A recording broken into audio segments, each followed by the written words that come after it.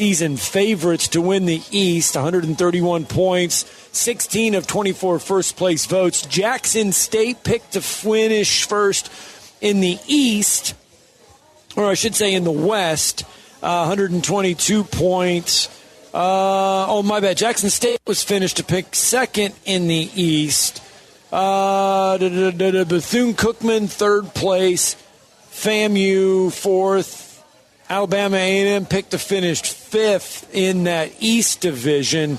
And then Mississippi Valley State there in the bottom. Prairie View A&M tagged to win the West division, followed by Grambling and Alcorn, Texas Southern, and Arkansas Pine Bluff. So that is your projected order of finish in the SWAC conference.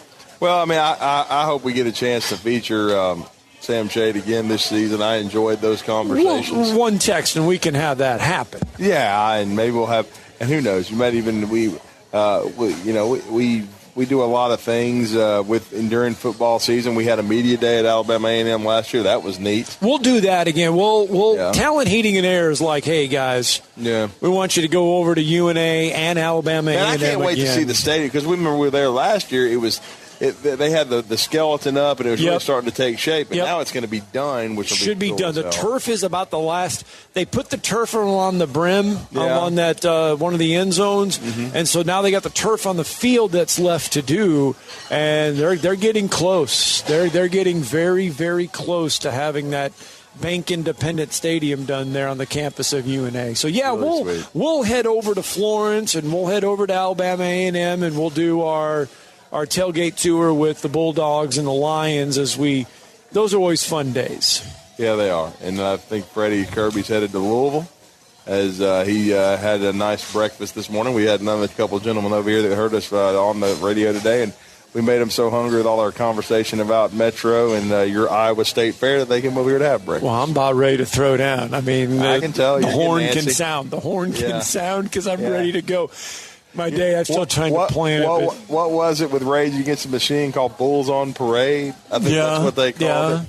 Yeah. Well, she can come over. I don't even need a menu. I'm ready to go. I don't have to look at a menu. I know what I want. She's come over 2 or 3 times. She has. And I've been surprised because you usually don't wait till they end. Well, I'm stuck. This whole 10 o'clock thing has thrown me for a loop because this will be the only thing I eat pretty much until dinner tonight. But it's like, okay, what am I doing today? Am I going to do this? Am I going to do that? Or am I going to be?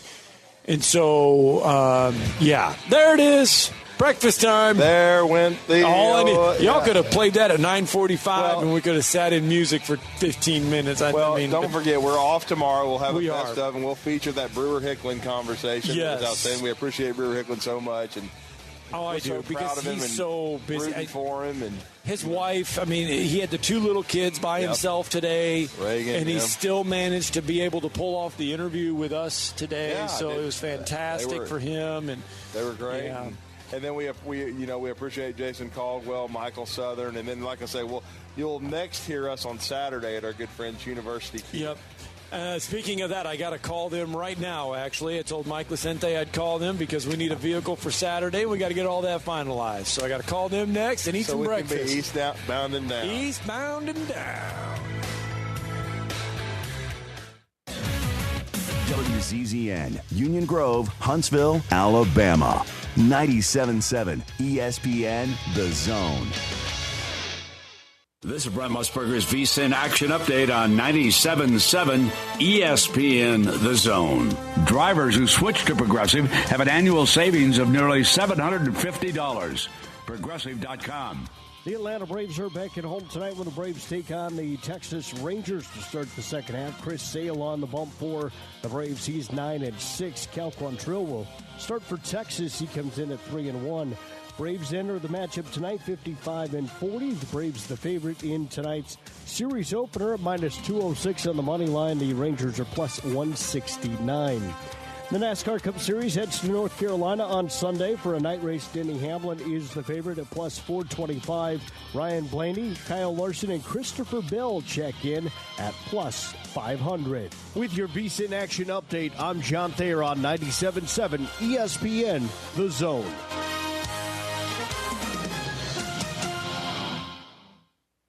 You need to move more like a dog. Like what you guys are doing. You've got your fingertip on the pulse of your listeners. You guys know what they're talking about. Be a dog. God bless the show. You are the Messiah. We need more dogs. This is the best show on radio. The big dog, Thom Abraham, is here with you. Hey, I see you. I see you, dog. So settle in and get your bark on. That's my dog. Now live, here he is, the big dog, Let's go, baby. Thom Abraham. How you doing? How you doing? How you doing? How you doing? How you doing? How you doing? How you doing? Look, I don't speak Spanish. I don't know how to say this, so I'm going to choose my words very carefully. I think you're a psycho. Do you know who I am? I mean, that guy sounds like El McPherson farting into Miles Davis' trumpet. I guess I'm on here. Am I on? Can somebody respond? Get off my lawn. I have to drag my Yankee ass out of here.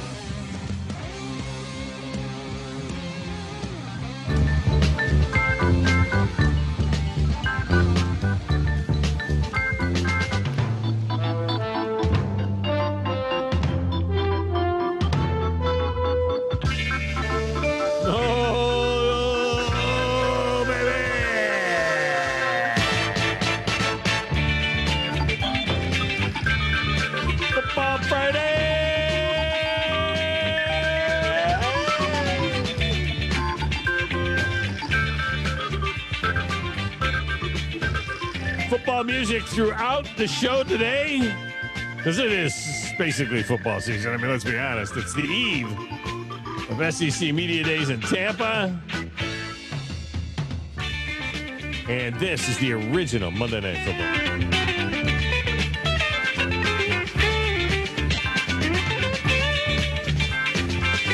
How sweet is that axe?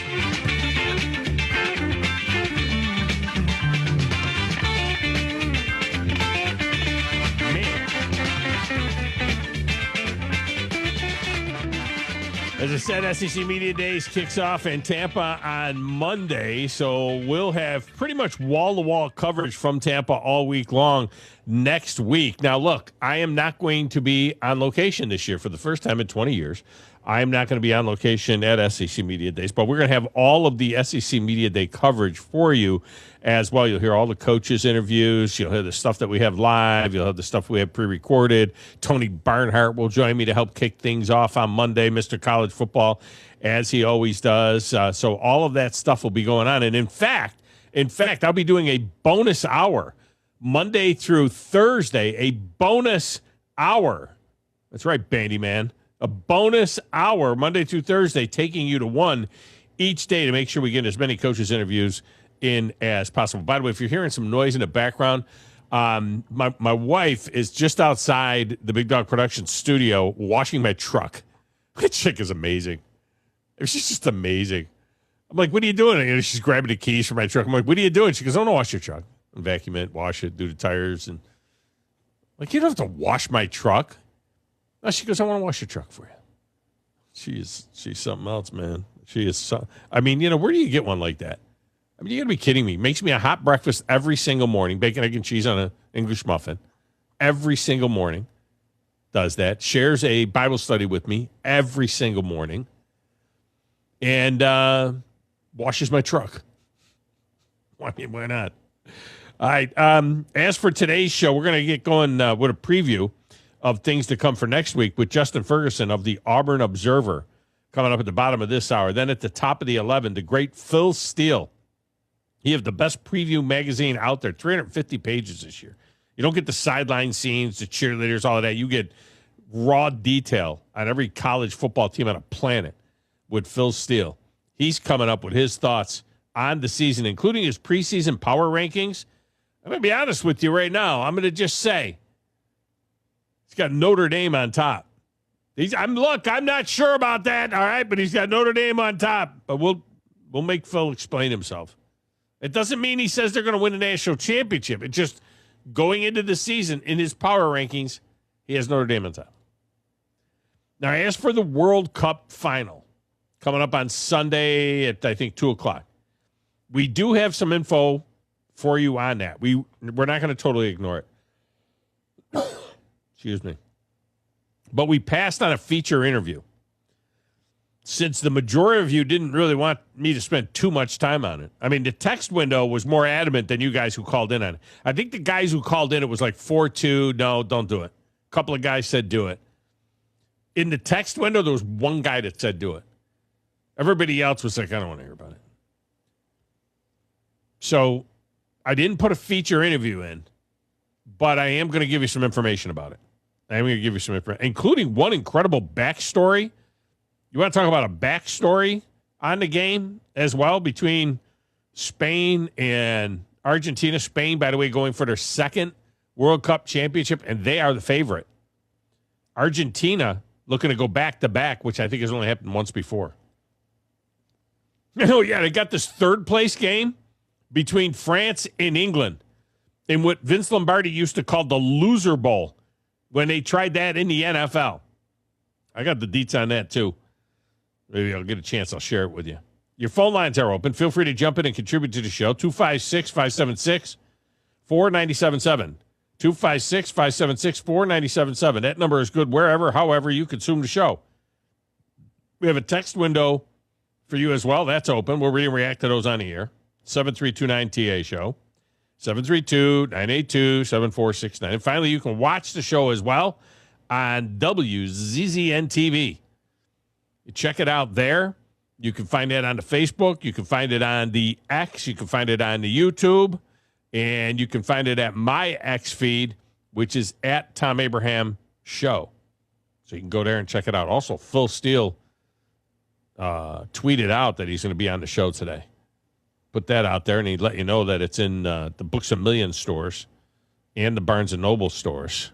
So he threw that out there as well. All right, back in Mission Control. The gang is all here. We'll get the Bandy Man, Bailey Lowry, on the video production. And the Grasshopper, Baby Abe, he's producing. I'm the producer of this show. If I didn't step up, you're nowhere. I put this thing together out of spit and polish. I don't know how to say this, so I'm going to choose my words very carefully. I think you're a psycho. I have a sentimental weakness for my children, and I spoil them, as you can see. They talk when they should listen. Give me back my son! What is your name? Detective. It doesn't matter what your name is! I think this is one of the traits of a really good producer. Keep the talent happy. It really doesn't matter what you think. All right? It really doesn't matter what you say. I'm all jacked up on Mountain Dew.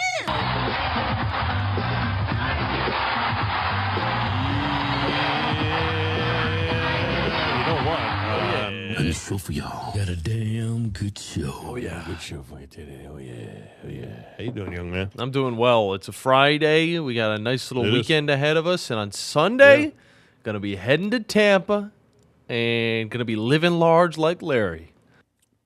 What time do you leave? 5 a.m. And you're running the McCurry Motors rig from Kia? Yep. Oh, yeah. That's what's going on? Yeah, I hope this year it's a little bit bigger than when we went to Dallas because, there was... at least I hope that... The guys are a little bit bigger, you know what I mean? I mean, yeah, I think all the guys are a little bit bigger, except for you and, you know. Well, I'm getting a little bit bigger, okay? I checked, my waist is a little bit larger than it was, so that means I'm growing still, which is nice. I just hope there's not a plastic lining this time on the back seat because that is the dumbest thing a car could ever have inside of it. So you guys are leaving at 5 o'clock. Let me ask you a question.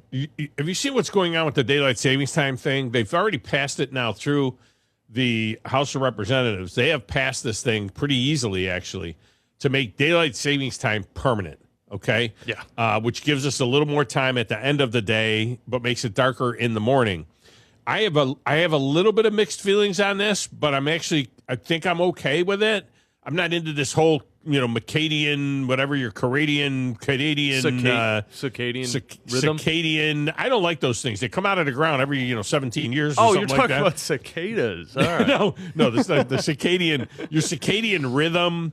Some of these people think their circadian rhythm is off if you when you go to daylight savings time and all of that. But the net effect, it now has to pass the Senate. And if it passes the Senate, it's going to happen. Now, they've done this before. Yep. And then they went away from it. Here's the reality of it. So we get this lightness now till 7:30, 8 o'clock at our part of the world. And we're kind of on the edge of the central time zone. And So it gets light in the morning right now at like 5:15. I think sunrise is 5:45 this morning. And so about 5:15 or so, it gets light. So if we were on standard time right now, sunrise would be at 4:15 in the morning, 4:30 in the morning. And it would get dark around 6:30 at this time of year. I don't listen, as a fisherman, it's hard enough. I mean, I got to fish a tournament. I'm fishing a tournament tomorrow on Nickajack Lake, and we'll go off at 5:15 tomorrow morning. I got to leave at 3:30 in the morning. It's like middle of the night. I got to leave at 3:30 in the morning. Can you imagine if it was getting light at 4:15 in the morning? So that would be a problem. But here's what's going to happen. They're going to pass this thing, and we're not going to go back to standard time in the fall. And John, in the fall, in November, December, and January, I don't think it's going to get light out till like 8 o'clock, 8:30. It's going to be like 8:30 in the morning before it gets light out in the morning. Are you okay with that? No. Well, honestly, I don't care either way. I just want it to stay the same because I actually am one of those people who likes to get a rhythm with his sleep schedule. And, I like to know when the sun's coming up, know when it's going down, and I hate whenever it changes. And either way, I got to see the sunset last night around like 8 o'clock. I think it was the last time that it's going to be around 8 o'clock. So, we're chilling. People up north, you should see what their sunset looked like. Apparently, Canada is on fire. This is true. It is. Canada's burning down right now. And this smoke is like covering all of the Midwest and Northeast. They had to start the baseball game in Philadelphia an hour early last night. Yeah. Because there was so much going on there and with the smoke. And I got family that were sending me pictures of the sunset. I'll forward it to you. The sunset in upstate New York yesterday, and it looked like an eclipse. There's so much smoke up there. We don't get that stuff. But, I mean, I don't think we'll have, any impact of it. Yeah. No, I know that it's gone down to where Philip is at because he tells me about it every morning. It's all the way down there in Virginia? Yeah, he's getting the smoke. You can see the smoke. He can start you can smell it and all that stuff. He'll tell you about it here in a second because he's on the lines. But, prayers for anybody affected in that. I know this type of stuff happens all across the world, but it is very tough to have to deal with, especially in a place that doesn't typically get it.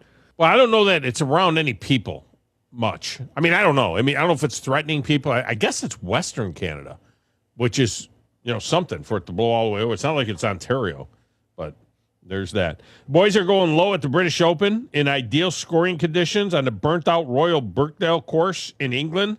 No rain there. It's unseasonably warm. The wind is really not as bad as it could be. They're along the sound there, the English sound there, but still, the wind is not as bad as it could be. It looks like summertime there. There's not a cloud in the sky. Places like concrete.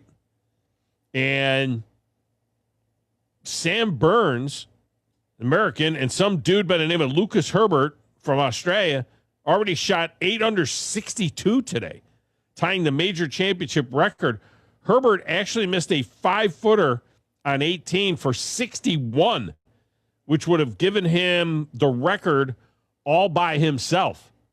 He would have had the scoring record all by himself. So he leads this tournament right now at 8 under. Jackson Suber, who is 6 under after shooting a 1 under 69 today. Cam Young is also at 6 under. Sam Burns is at 5 under after his 62 because he was 3 over yesterday. Matt Wallace is at 4 under. Now, some of the names that you may be curious about, Bryson DeChambeau is through 4 holes. He is 1 under for the day, 4 under for the tournament. Auberg is 3 under after a 66 today. Scotty Scheffler is even par for the day, 2 under. John Rahm is 2 under. Rory McIlroy shot a 67 today, 3 under to go with his 2 over yesterday. So he's 1 under for the tournament. So he's still in it. Xander Schauffele is at even par. He's completed his second round. Bryce Koepka 1 over. And Justin Thomas is 2 over through 4. And Jordan Spieth is 2 over through 3 today. The cut line, let's see if they're giving me the cut line. The projected cut line is 1 over. So right now, to get to the weekend, Jordan Spieth and Justin Thomas, they need to hit a they need to make a birdie. They need to make a birdie somewhere along the line. All right, let's get that there Philip in here. Apparently he's getting smoke. Philip, welcome in. How are you? I'm all right. A little hard to breathe around here. Really? So at sunrise or in the morning is when it looks like an eclipse here. It's been really wild. Like you can stare right at the sun. Yeah. It just looks like a giant orange ball in the air, in the sky. Yeah, that's exactly what it looked like at sunset in upstate New York yesterday. My brother-in-law sent a picture along, and that's what it looked like. It's crazy. Yeah. This morning it wasn't quite like that, but now it's like, I don't know, a little bit after 11, but it's like 9 o'clock. Just visibility started going way down. And now you can go out, you can smell it. You can smell it. Yeah. Wow. It's pretty crazy. All the way, but yeah, all the way in all the Virginia way by the coast, right? You're near Norfolk, Virginia, aren't you? Aren't you over there by the coast in Virginia? Richmond? Yeah. Yeah, right all the way over there. Wow. Yeah. That's crazy. Crazy. Yeah. Hey, I remember when I was in Colorado, when I was in Grand Junction, we had a wildfire that was like, I don't know, 40, 50 miles away from where I was living at. Went out in the morning and everybody's car was covered with ash. The sidewalks, the roads, everything, ash, like a quarter of an inch thick. That was a little creepy. Yeah, that's crazy stuff. John, did you see the picture I sent you? I did. On your phone? That looks insane. Isn't that insane? That was sunset last night in Rochester, New York. I've seen some pictures of it like in between skyscrapers and stuff, and it looks straight out of Lord of the Rings. Never saw it. Saw Lords of Flatbush, but never saw Lord of the Rings. A little bit different. Yeah. Did you see the Mets beat the Snot Bubbles, and my favorite current Met hit 2 dingers? Oh, man. Hey, I'm just saying. Might happen. But it could happen. You never know. It could happen. Did you Wild get card. the because of the wild card, because half the league makes the playoffs now, so you got a shot at it in a wild card. You're not going to catch the Braves, but I mean, we might catch the Braves. It's possible. What are you, 14 games back, something like that? Did you get the turn the clock back game from Fox that I sent you? I via did. YouTube? That's so cool. Year 2000. Yeah. Joe Buck and McCarver. Yeah. And I watched. It was so cool all over again. How do I remember that from 2000? But I've never forgotten it. It was done so well. But that's how your brain works when you get older. Like, you probably can't remember the score of the game last night.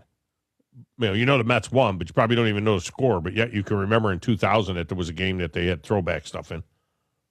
By the way, you're 15 and a half games out in the NL East. You're 11 and a half games behind in the wild card. You ain't going anywhere.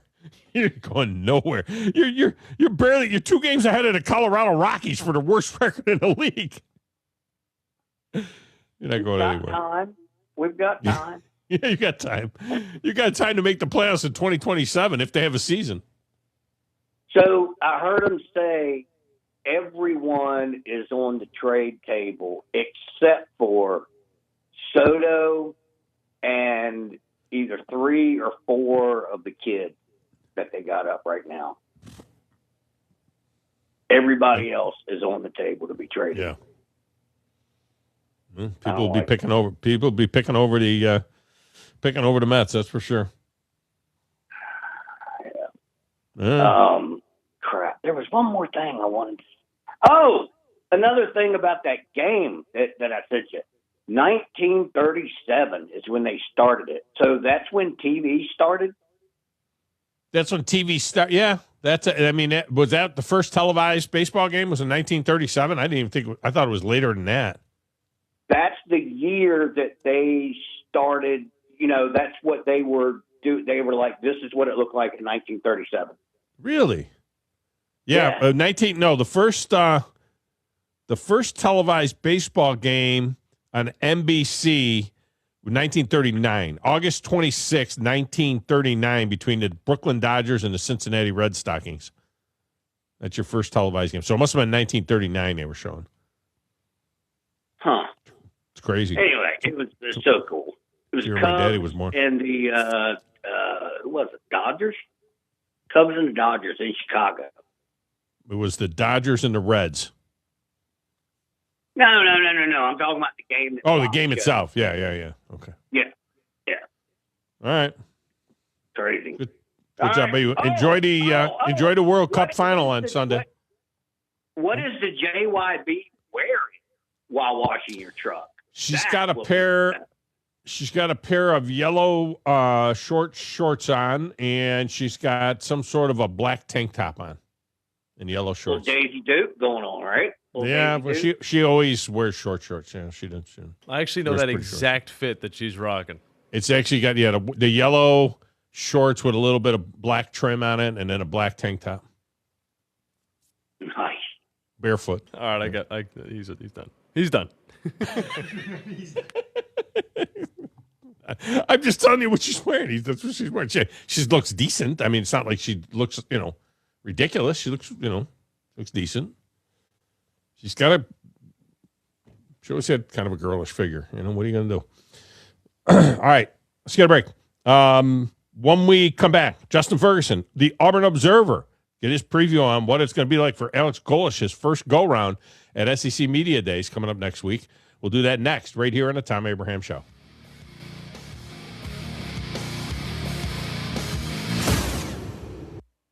These days, saving time is important, and saving money is even more so. That's where Eagle Masonry and Insulation comes in. Over the years, Eagle has expanded their services to meet the needs of folks like you in our area. Taking care of your property yourself can be a real headache. Eagle can handle it for you. They offer full landscaping services, irrigation, mowing, bush hog, and can install plants and trees, sod, and even landscape borders. Call Eagle Masonry and Insulation today at 256-755-1556. Eagle saves you time, and Eagle saves you money. You invest in your customers with your heart, soul, and skill. Well, it's time to invest in yourself with the next generation Cat 255 compact track loaders from Thompson Tractor. After all, those who give their best deserve the best.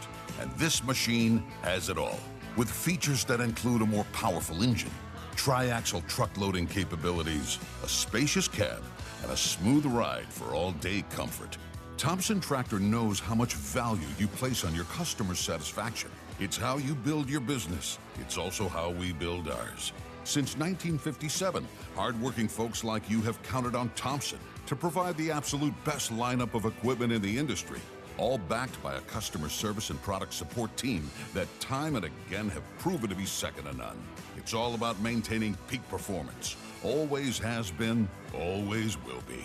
Visit ThompsonTractor.com for details. Thompson Tractor, we're here for you. The Orthopedic Center. It's in the name. TOC, the premier choice for all your orthopedic needs. With over 40 physicians and 20 centers of excellence, TOC is the name to trust for complete, expert orthopedic care. And that word center, we mean it. With more than a dozen locations across North Alabama and the Tennessee Valley, TOC is in your community whenever you need us. As the state's largest orthopedic practice, TOC is built on trust. Trust we've earned with every patient we serve. You can see that trust on the field, too. As the official sports medicine provider for the Huntsville Havoc, Huntsville City Football Club, Oakwood and Alabama A&M universities, thousands of athletes and coaches count on TOC to keep them in the game. From student athletes to unexpected injuries, our urgent ortho clinics offer prompt, expert care. No appointment necessary. So remember, when it comes to your health and mobility, trust the name that says it all. TOC, helping you live a better life.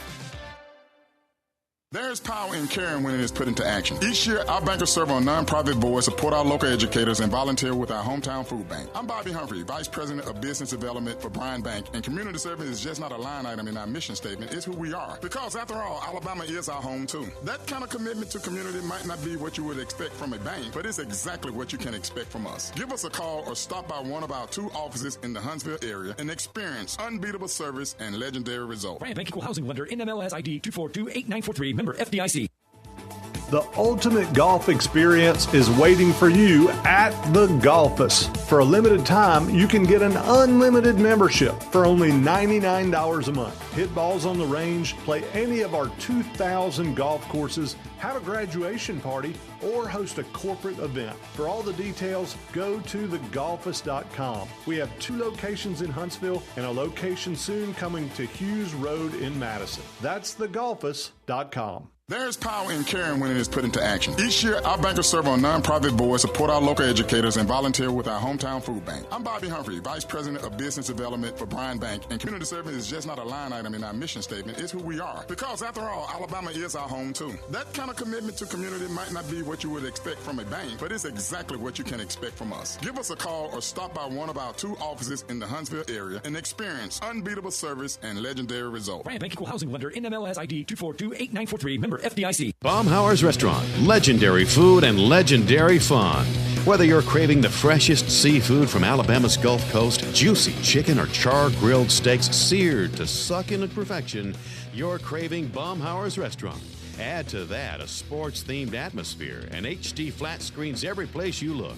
For a sneak peek at the menu, go to baumhauers.com. Legendary food, legendary fun. Baumhauer's Restaurant. 97.7 ESPN The Zone.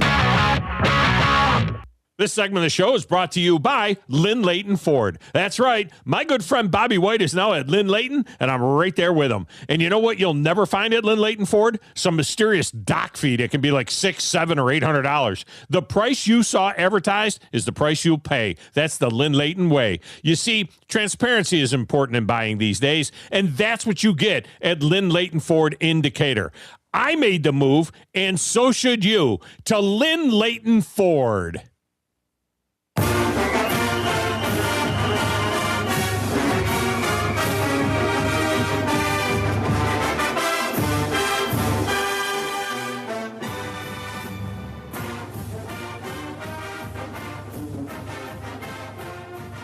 Now, welcome back to Tom Abraham Show.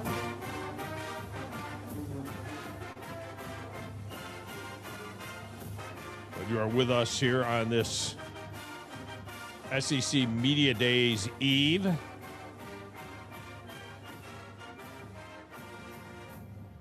It will be Tuesday for Auburn at SEC Media Days.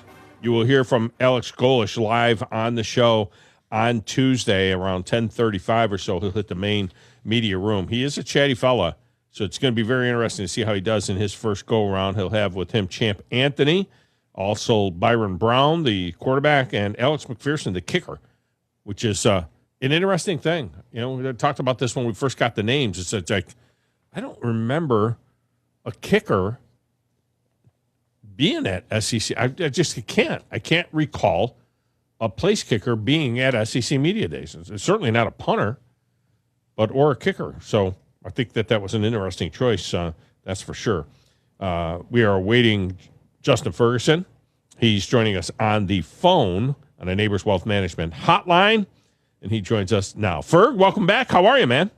I'm doing well, Tom. How are you? Sorry about the delay. Having a little computer problems today, so I'm gonna had to jump on the phone. That's no problem. They'll throw your smiling face up there on the video version of the thing. Of course, Justin with the Auburn Observer, and I was just observing this group of players that are going for Auburn to SEC Media Days in Tampa. First of all, the irony of it being in Tampa, right, and the media down there and so on, with Alex Golish coming from South Florida along with Byron Brown. So he takes the transfer quarterback down there, which is really, I think, smart because it's going to give him a chance to kind of experience. There'll be more people, there'll be more media members there than there were at some of their USF games at times. So that's a good little taste for him. And then Champ Anthony makes a lot of sense. And then the kicker, Alex McPherson. I cannot remember the last time a place kicker went to SEC Media Days. What's your take on the three dudes that Alex Golesh has taken? Yeah, I mean, if anybody's going to take a kicker, it's going to be Auburn. I think Daniel Carlson went 1 year for Auburn several years ago. But that's the only one I can remember. They've done that in the past. I think a punter went about a decade plus ago. So, special teams. I think the thing with Alex is just, he's got such an incredible story about him coming back from the illness that he had and being back. And so I think it's such a good, easy story that I could see how, he'd be a really popular, guy to send up there and represent the team. He's also a guy for a special teams guy. He's been around for a while. He's seen, kind of some highs and lows for the program. I think he'd do a really good job talking about maybe other things than just kicking. He's a really impressive kid. And then, I wrote a story about Champ Anthony earlier this week. Fewest career snaps for any player going to SEC Media Days at Auburn since Jeremy Johnson. But the reason for that is Champ's just been hurt. He spent 3 years at Auburn. He's been banged up most of the time. When he gets to play, he's been pretty good. He just got to stay healthy and on the field. But he's such a big leader, such a good, vocal leader. One of the guys that they've been able to rally around over the last few years. That he's going to be an awesome representative, I think, for Auburn there. And then obviously, Byron Brown. If you're going to portray, if you're Alex Golesh, we're going to do something different. We need to, fix the offense and be exciting and score points and get back to that. Byron Brown's going to be the face of that and the face of the team this season. So he was an easy decision to send there.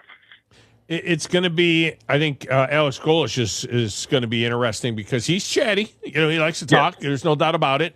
And he enjoys. I don't know if he enjoy. I asked him that. I said, "You enjoy the media, don't you?" He goes, "I don't know if I enjoy the media." And then he, when I talk about, how much he likes to talk, but I think that is one of the interesting subtexts, of this one here. We've got some new head coaches. Of course, Pete Golding took over, so this will be the first time we see Pete Golding as the head football coach, and I still have my reservations there. I think that could go a little sideways at Ole Miss, but it's going to be really interesting to hear from Golesh.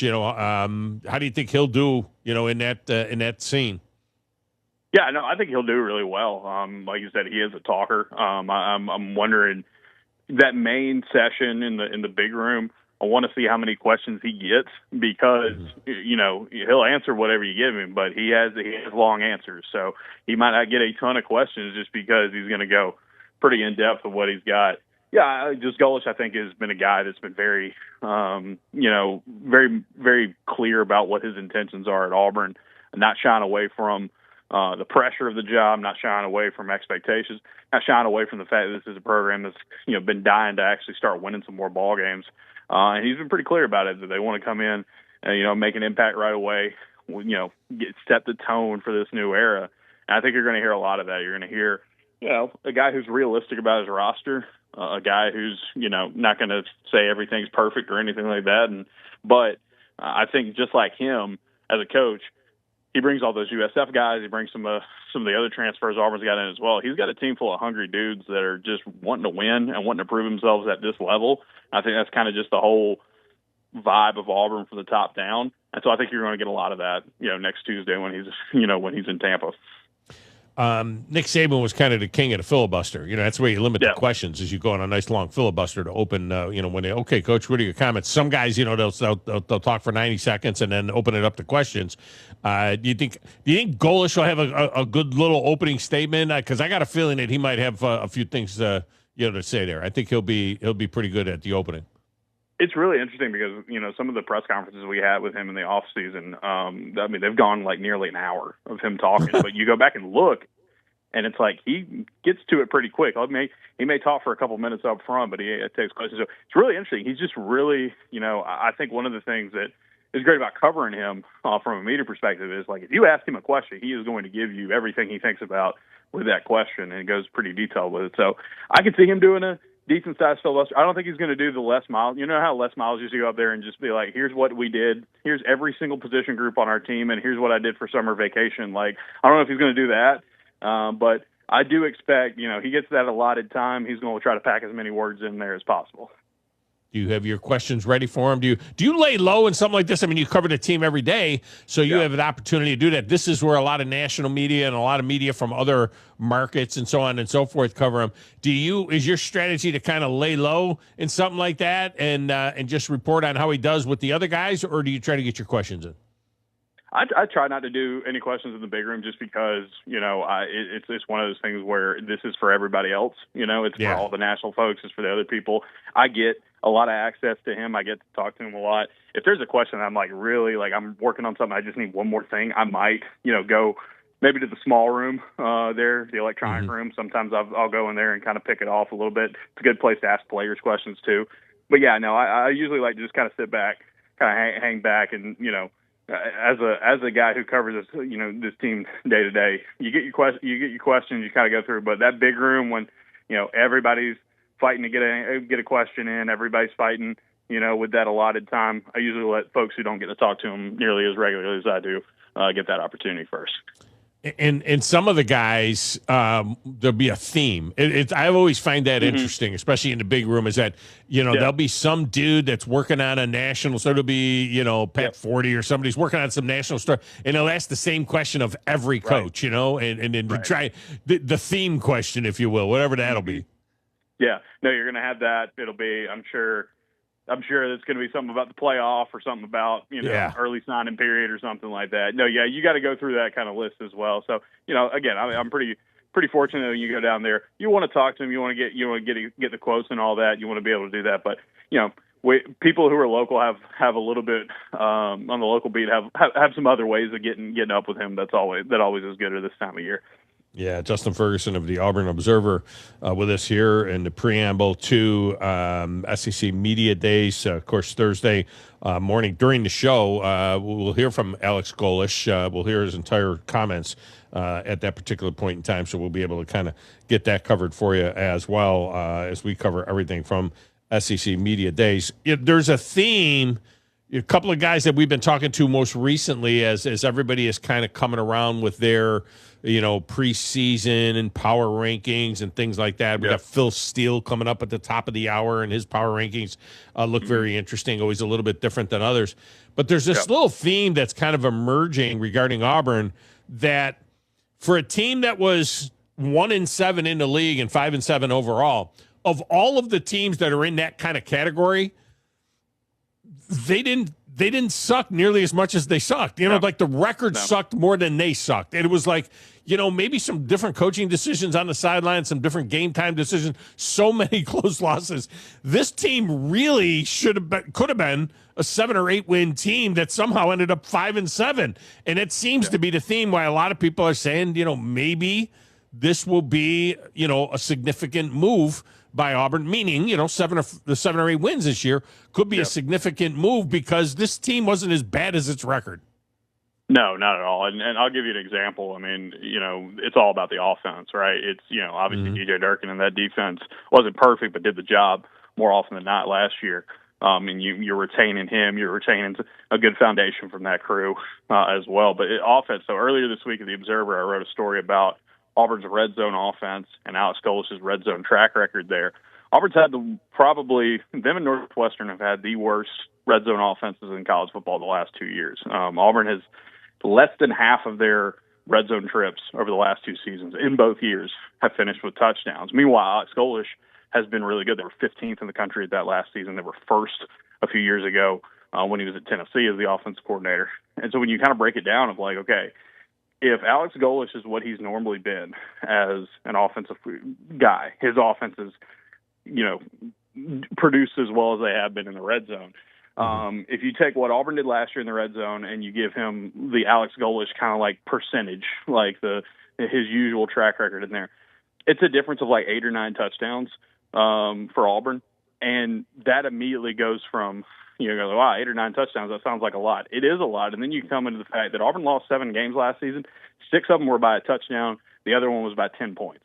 So it's like you just get better at finishing drives. You get better on offense. You're talking about a completely different team. And so that is a huge reason why Alex Golish is here. It's a huge reason why Byron Brown is here now. And so, yeah, I mean, it's if you want to bank on Auburn being the team that, makes a good improvement this season, the bar's kind of low because they did everything they could but put the ball in the end zone last season and lost a lot of games because of it.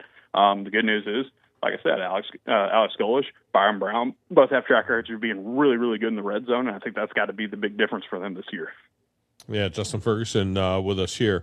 On a bigger scale, so this little soccer tournament wraps up on Sunday, and everybody is going to use the expanded World Cup, the 48-team World Cup as a reason how what college football can learn from the expanded soccer tournament. And, that's been the folks that want an expanded playoff are kind of using this as a jump-off point. The problem to me is there's two scenarios. One is really what Tony Petitti and the Big Ten want, and it being number 1 through 23 plus one team from the group of 6. So really all we're going to get is we're going to get more SEC and more Big Ten teams and a couple of more teams from the 12 and a couple of more teams from the ACC. So it's not about access. And then the flip side is that if it's access, you're looking for Cape Verde. You know what I mean? It's a big upset. If it's a tie, and it's upset in soccer.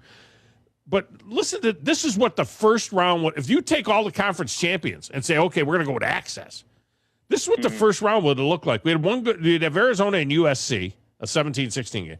But then you'd have Kennesaw State at Alabama, Duke at BYU, JMU at Texas, Boise State at Notre Dame, Tulane at Vanderbilt, Western Michigan at Miami, and then Michigan at Utah. You're telling me we're going to kick to the curb conference championship games for Kennesaw State at Alabama and Boise State at Notre Dame? I mean, I don't. This isn't soccer, where one goal does everything. This is football. It's physical. It just doesn't seem to make sense to me. Yeah, it's one of those things where it's like, they just expanded the NCAA tournament in basketball, and it wasn't so that more mid-majors could get in. It was so teams like Auburn and Oklahoma, who just missed out last year, to get in, right? And so that's the thing is like, do you want to water down the product even more by, bringing in, like, is it worth it to get in more teams that were just kind of good, not great, in their major conferences? Or do you want to make it so that everybody can kind of get involved? And that's what, and where the comparison kind of runs dry. Like, I'm all for, like, hey, if I'm in college football, and if I have a good enough season, I can make it to the playoff, no matter who I am. Like, I like that idea, but then how do you make that work in practice? In soccer, it's not too far off from what we get with college football, right? And like in soccer, you've got UEFA and you've got the African organization, you got South. It's divided by continents, and there's only a handful of them. There's like 4 or 5 that really matter that get bids to the World Cup. Okay, we got about 4 or 5 college football conferences that really matter and really get in. So you can kind of do it that way, but yeah, I think I'm of the opinion where I don't necessarily need this playoff to expand anymore. I don't necessarily need this playoff to have that. Like, I want to see access. I want to see like people have a chance to get in. But if we're talking about, okay, which of these 8-4 teams deserves to get in, which of these 9-3 teams, like, that's not as big of a deal to me as much as let's find a way to make sure that we get the best possible way to determine a champion.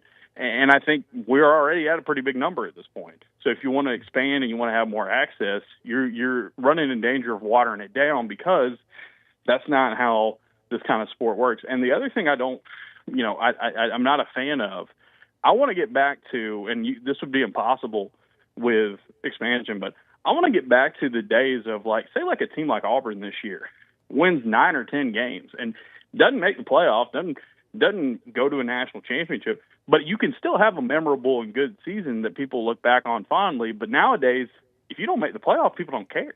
And, like, I don't like that anymore. So if anything, I'd love to see the thing kind of shrink a little bit and get a little bit more exclusivity, but I think we're far past that point. Yeah, I would agree with you on that. And we have a whole season where, they got the group play and they got this. We have group play in college football. It's called the football season, right? Yep. I mean, we've got plenty of time to determine stuff. It's in the football season. And by the time we get to the playoffs, it's otherwise you just have a whole playoff. You know what I mean? And that's basically what a season looks like. That's for sure. Do you want to make a prediction as to the announcement for the 2027 SEC Media Days after taking us to a spot that is south of the southernmost team in the SEC. Dallas, we knew that was coming. That was, I think, a special circumstance, hopefully a one-off. But what do you think? Did it come back to the rota of I don't know that Birmingham has any place to put it anymore. I don't know they could go back to Birmingham, but there's, of course, Nashville and Atlanta.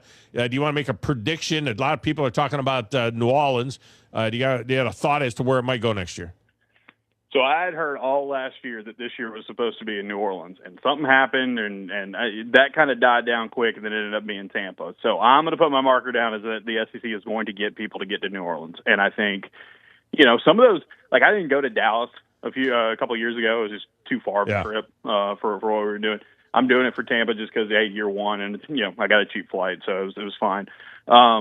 But there's some days there at media days where you get down to day 3, day 4, you get to the end, and it's just like it's a ghost town. With some of these teams. I think if they want people to show up and cover media days, put the thing in New Orleans and people will show up. So I think they could get really good turnout for that, and I think they end up doing there one day.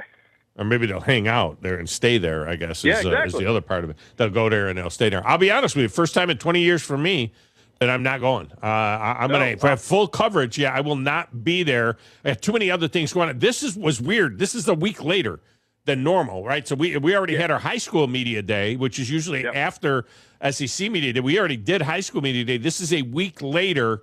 And I got just too many. I have to actually go down there later in the following week. It's my parents' 67th wedding anniversary. When they get up to 67, you don't know how many more are coming. You know what I mean? So it's we're having a little thing there. My oldest granddaughter is graduating from high school, and then she's already graduated. We've got a party going on there. Yeah. There's just too much other stuff going on. I'll have full coverage from there, which is great, and we'll hear all the coaches and everything else through the wonders of technology. But we won't be there this year for the first time. I won't be there. We're sending 5 people from the radio station, but I won't. There you go.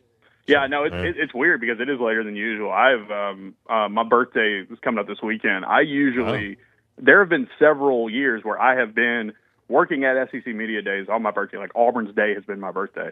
And so I'm kind of used to conditioned to it being around this time of year. And so when they announced it was a week later, it's like, it is later than usual. So it's just kind of throwing everything off a little bit. But I'm sure there's going to be plenty of a crowd down there for sure. Well, happy birthday. So there is that. So enjoy lovely Tampa. All right, man. Everybody be heading back. I'll be driving by everybody as they're heading back because I'm heading to Southwest Florida with my wife for my parents. So that's a whole nother deal.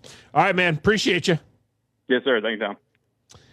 All right, we'll grab a break, and we will come back and set you up for hour number 2 next, right here on the Thom Abraham Show.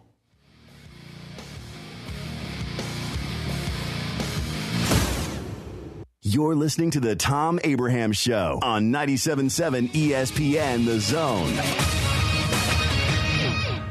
This is Brent Musburger's VSiN Action Update on 97.7 ESPN The Zone. Drivers who switch to Progressive have an annual savings of nearly $750.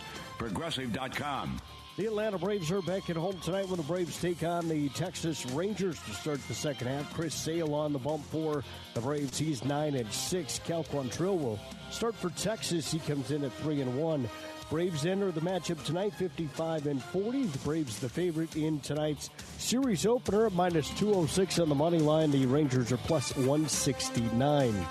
The NASCAR Cup Series heads to North Carolina on Sunday for a night race. Denny Hamlin is the favorite at +425. Ryan Blaney, Kyle Larson, and Christopher Bell check in at +500. With your VSiN Action Update, I'm John Thayer on 97.7 ESPN The Zone.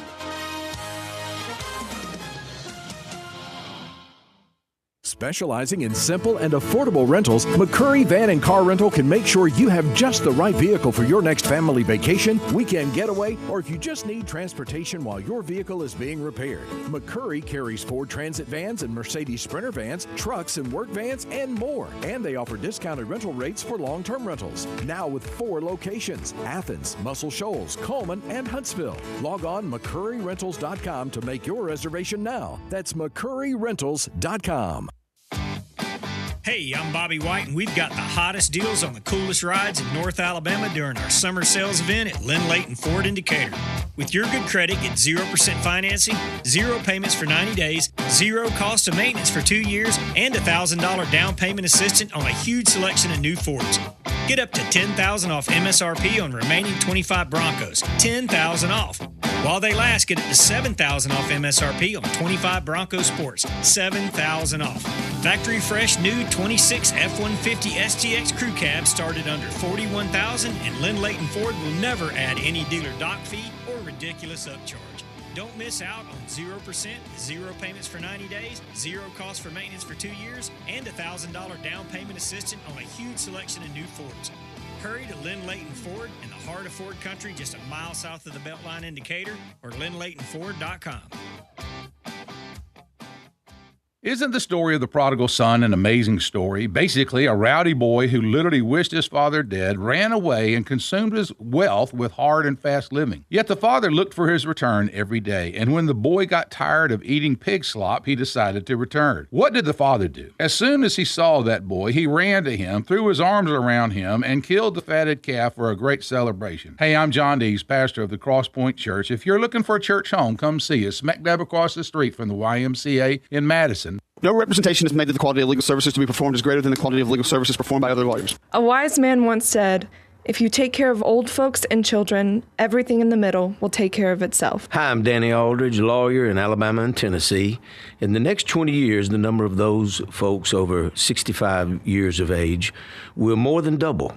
In our golden years, the most important goal is to be treated with dignity and have control over doing what makes you grateful with those you love. At the Aldridge Law Firm and the Legal Town Center, we're dedicated to help you with these goals, and we'll be there when life throws you those inevitable curveballs. Let us assist you with your legal needs, whatever they may be or become. You may reach us by phone at 256-534-3188 or online with Dan at danaldridgelaw.com. Just remember, we're here to help. Whether it's personal injury, wrongful death, fraud and cheat, or estate planning made complete, we're here to help. Your Fox 54 weather. I'm Chief Meteorologist Jordan Dressman. A mostly to partly sunny sky this afternoon. Temperatures climbing into the upper 80s and lower 90s. It's also going to be a little more humid, even compared to what we've seen over the last couple of days. A couple of spotty showers are going to be possible, most of us staying dry, dropping into the lower 70s as we head into the overnight. Mostly to partly sunny sky for your Saturday, a passing shower, temperatures climbing into the low 90s. Your Fox 54 weather, only on 97.7 ESPN The Zone. This segment of the show is brought to you by my good friend Mike Owen at Owen Home Appliance. You know, I've known Mike for over 20 years, and no one knows the appliance business better than Mike.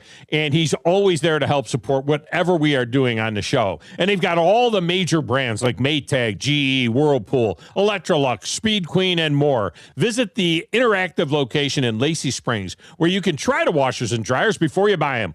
Owen Home Appliance Center. Quality products, quality prices, quality service. Owen Home Appliance. Now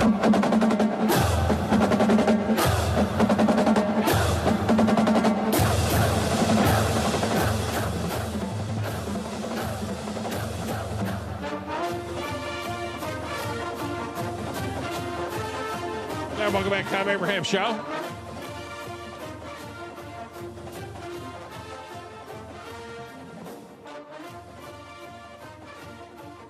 So look, as I was saying with Justin, these expanded World Cup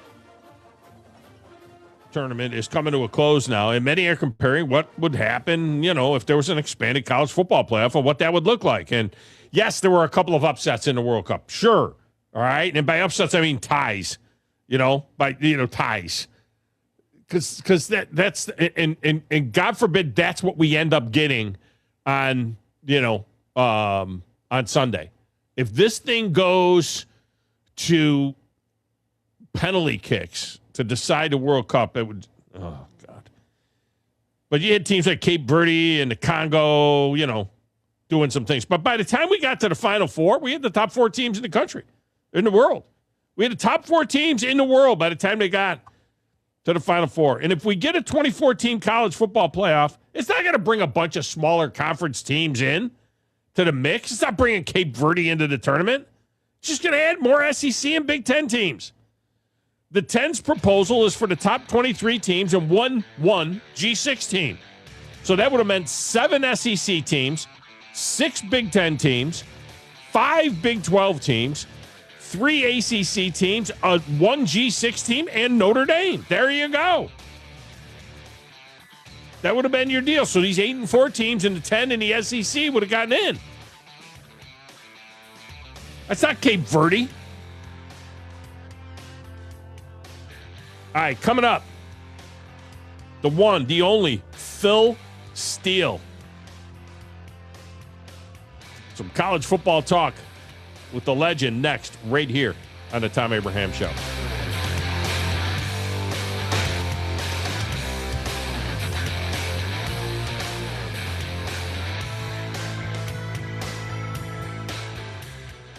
The Orthopedic Center. It's in the name. TOC, the premier choice for all your orthopedic needs. With over 40 physicians and 20 centers of excellence, TOC is the name to trust for complete, expert orthopedic care. And that word center, we mean it. With more than a dozen locations across North Alabama and the Tennessee Valley, TOC is in your community whenever you need us. As the state's largest orthopedic practice, TOC is built on trust. Trust we've earned with every patient we serve. You can see that trust on the field, too. As the official sports medicine provider for the Huntsville Havoc, Huntsville City Football Club, Oakwood and Alabama A&M universities, thousands of athletes and coaches count on TOC to keep them in the game. From student athletes to unexpected injuries, our urgent ortho clinics offer prompt, expert care. No appointment necessary. So remember, when it comes to your health and mobility, trust the name that says it all. TOC, helping you live a better life. Since 1983, Berkshire Hathaway Rise Real Estate's Ann Adams has been your local go-to real estate expert in the area. As a buyer, you can trust Ann's in-depth knowledge of the local housing market to narrow available properties down to those you'll be interested in, saving you time when shopping for a new home. When you're ready to sell, Ann's expert negotiation skills will ensure you get a fair price and hassle-free experience. Call Ann Adams today at 256-337-2625 or email annadamsrise@gmail.com. Hi, this is Wes Neighbors. I'm here with Sam Fleming with Fleming Roofing and Restoration. Sam, tell the folks about Fleming Roofing and Restoration.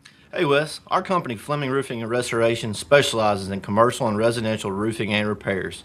I'm a fifth-generation Huntsvillian, and our family's been doing construction business in Huntsville area since 1965. Sam, what kind of roofs does Fleming Roofing and Restoration do? Our guys are skilled enough. We can come out and address any kind of leaks or issues you might have on your commercial, on your metal roofing, on your shingles. We can do anything, and we can offer you a solution to repair it, or we can replace it. Well, you guys also do insurance restoration. Our staff has 10-plus years of experience as insurance adjusters, and we really do know the inside and out of the claims process at Fleming Roofing and Restoration. Check out Fleming Roofing and Restoration online at FlemingHSV.com, or you can call or text them at 256-651-9440. Hey, Wes, we show up. If you're ready to lower your utility bills, it's time to call Eagle Insulation. Eagle can handle it all. Attic re-insulation, insulation removal, wall insulation, and new construction insulation, commercial and residential. Our primary goal is to save you money, and lots of it. Typical clients realize their return on investment within 3 to 6 months. That means the re-insulation actually pays for itself and then some. See if we can help you. Contact Eagle Insulation today, 256-755-1556, or log on insulatewitheagle.com.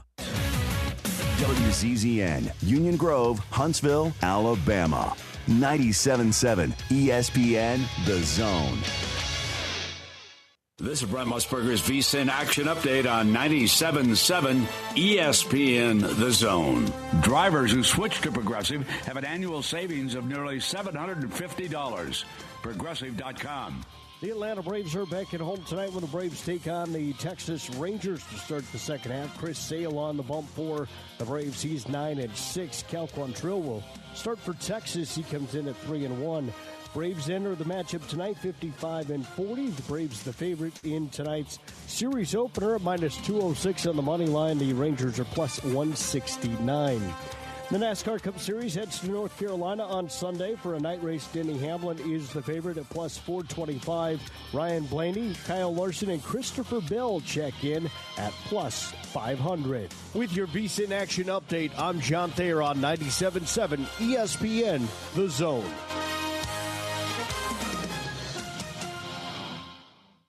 This segment of the show is brought to you by the Docs at TOC. You know, I'm always talking about these people that I've known and trusted in the Tennessee Valley for over 20 years. Well, my buddy Thom Perkins and the Docs at TOC certainly fit that description. And when my own family has needed an orthopedic specialist, TOC was the only call to make. There is a reason why almost all the schools in the region use TOC, because they are trusted and they provide the kind of care people need. TOC is the orthopedic center. It's right there in the name, and they're right there when you need them.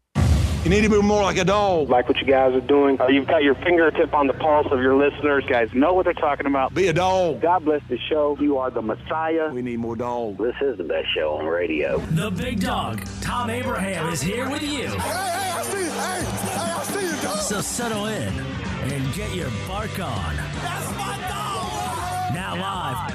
Here he is, the big dog. Let's go, baby! Thom Abraham. How you doing? How you doing? How you doing? How you doing? How you doing? How you doing? How you doing? Look, I don't speak Spanish. I don't know how to say this, so I'm going to choose my words very carefully. I think you're a psycho. Do you know who I am? I mean, that guy sounds like El McPherson farting into Miles Davis' trumpet. I guess I'm on here. Am I on? Can somebody respond? Get off my lawn. I have to drag my Yankee ass out of here.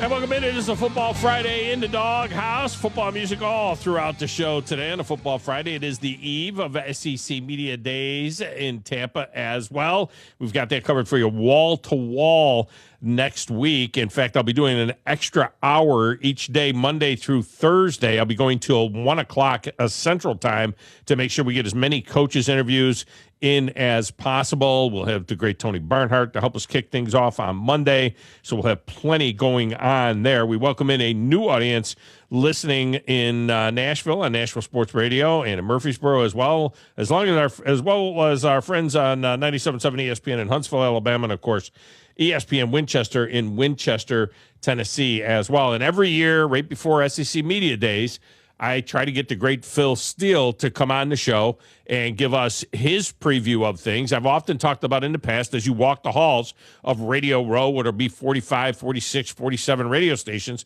you see Phil Steele's magazine all over the desktops. Now, we're seeing less and less of them because more and more people are downloading the digital version. And I got to be totally honest with you. I'm a page turner. I want my magazine.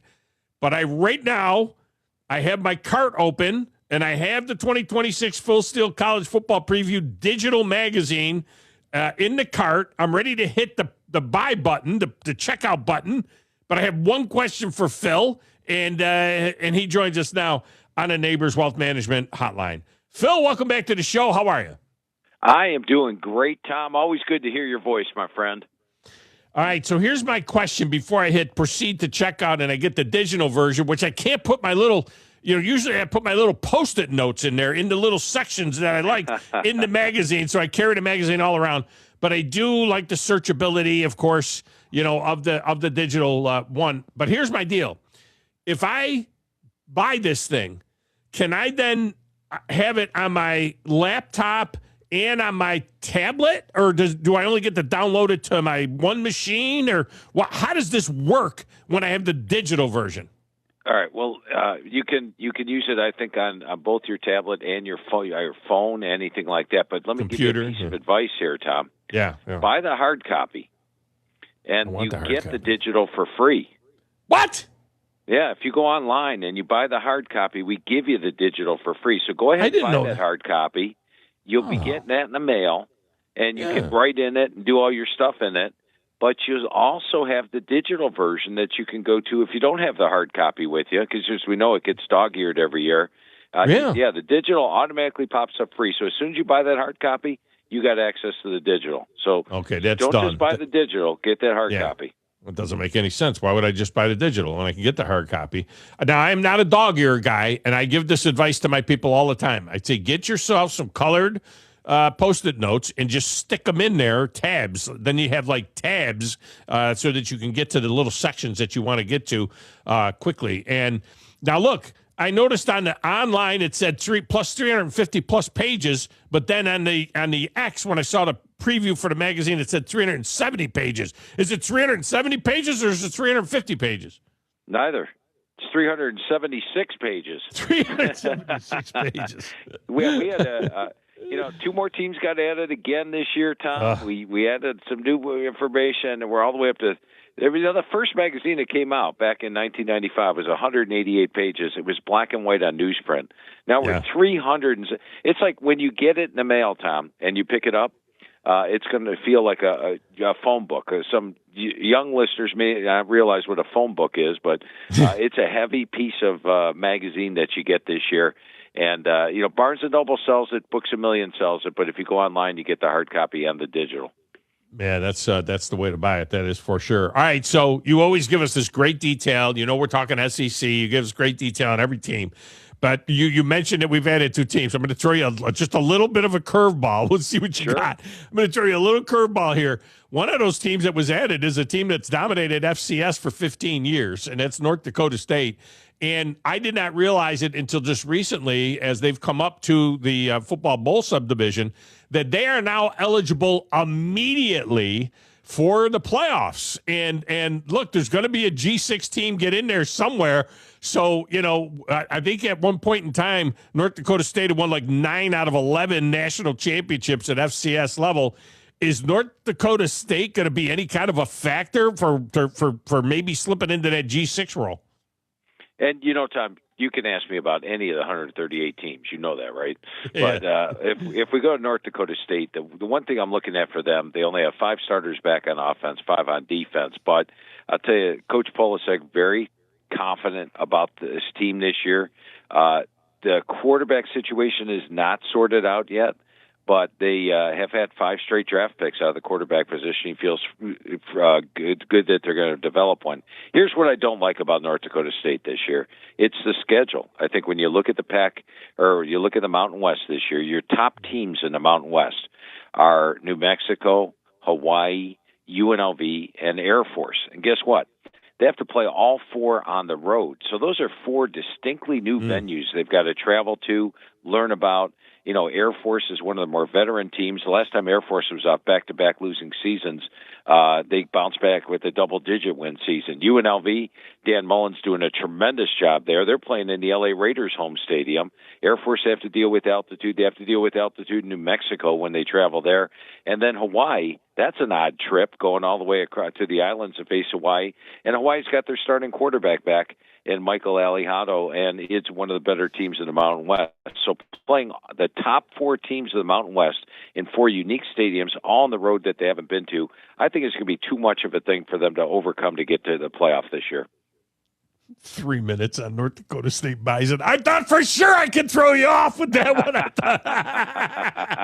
thought I could shake you a little bit. I'm like, I'm going to rattle Phil Steele. I'm going to ask him about North Dakota State. All right, good job by you. All right, let's get to how the sausage is made. You have your power rankings, but that's not necessarily your what you think that the final top 25 or the playoff is going to look like. Just explain for the listeners that don't know the difference between, like your preseason poll and your power rankings type poll.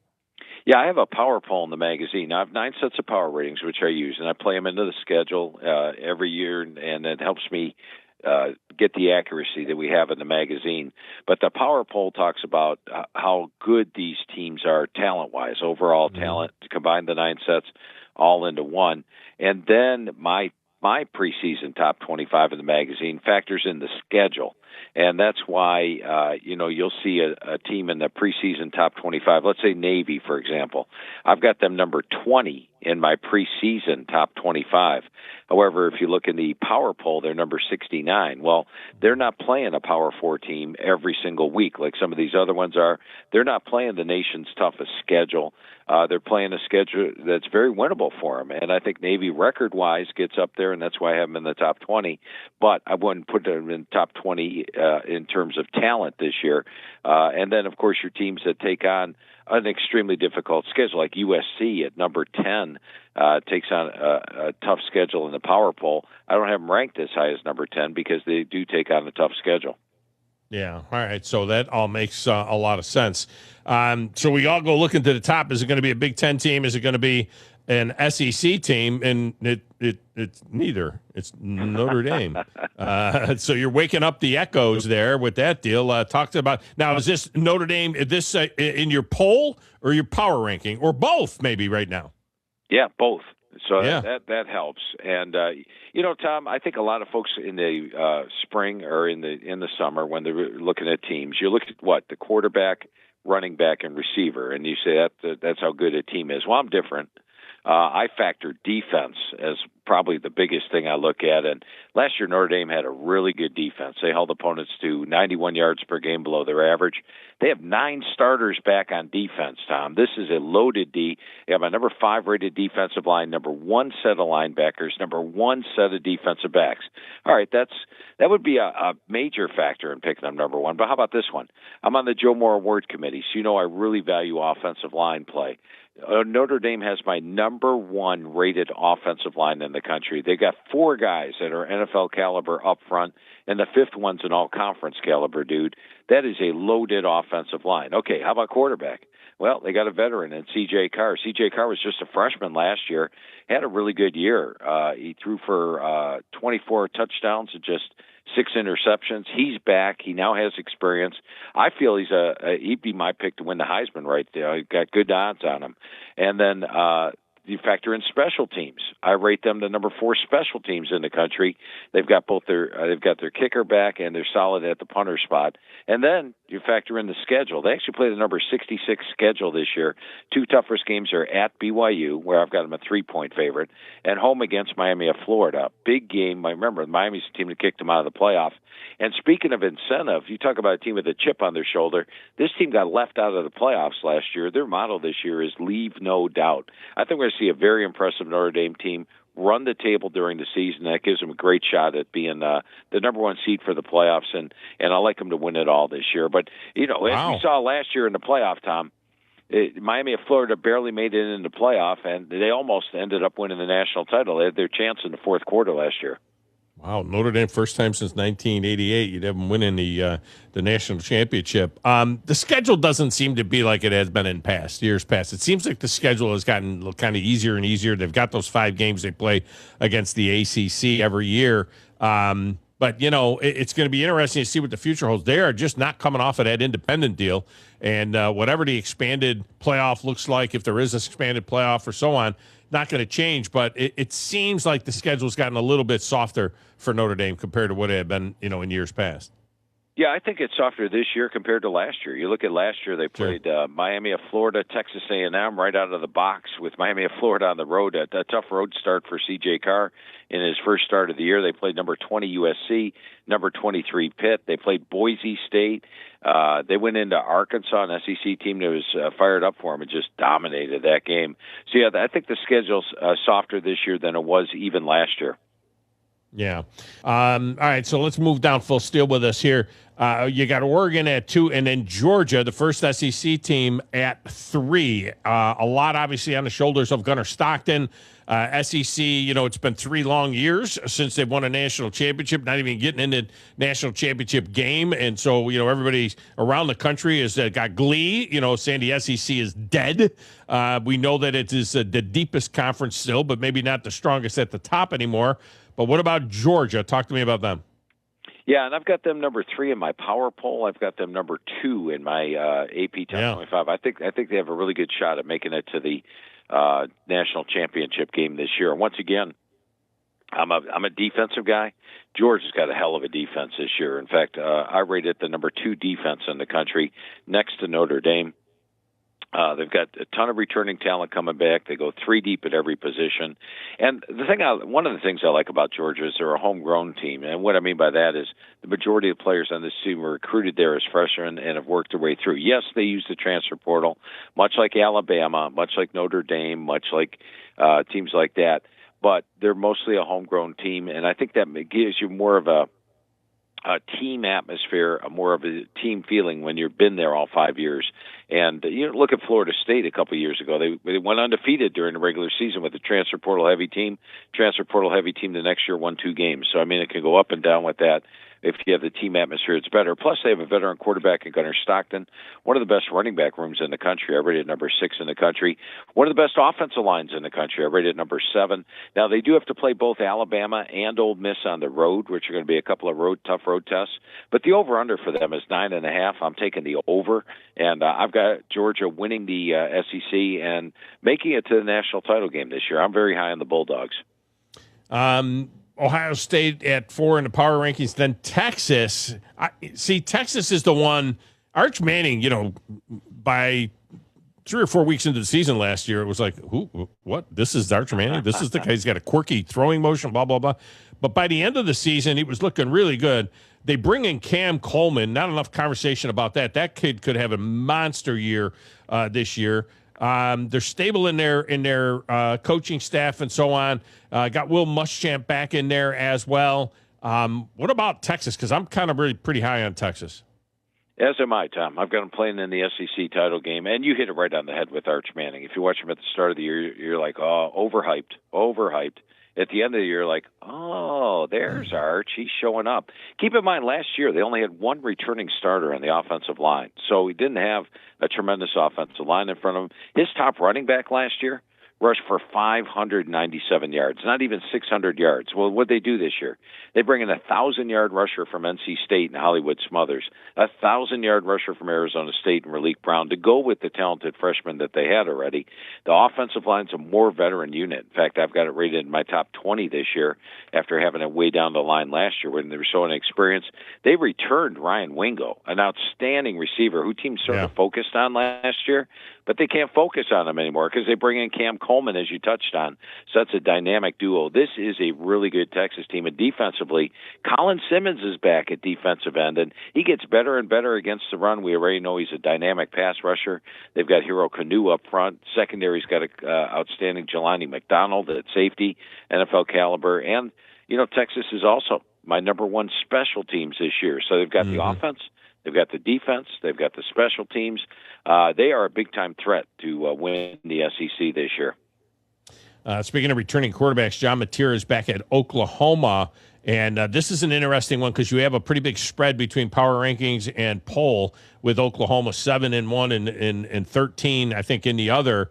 Talk about what your expectations are for the Sooners. Well, Oklahoma's got my number 3 defense in the country, so I'm high on them. They are loaded up front of the defensive front 7. I think they got 5 draft picks up there. The majority of the defense led the way last year, especially once John Mateer injured his thumb. Remember the start of the year, we're talking Heisman, and then once the thumb injury happened, he wasn't the same QB. Well, he's healthy now. They've got Satania back at the receiver spot. Bill Belton had injuries on the offensive line. They lost 2 starters on the O-line early in the year. If they stay healthier there, they're going to be strong. So a better offense, outstanding defense.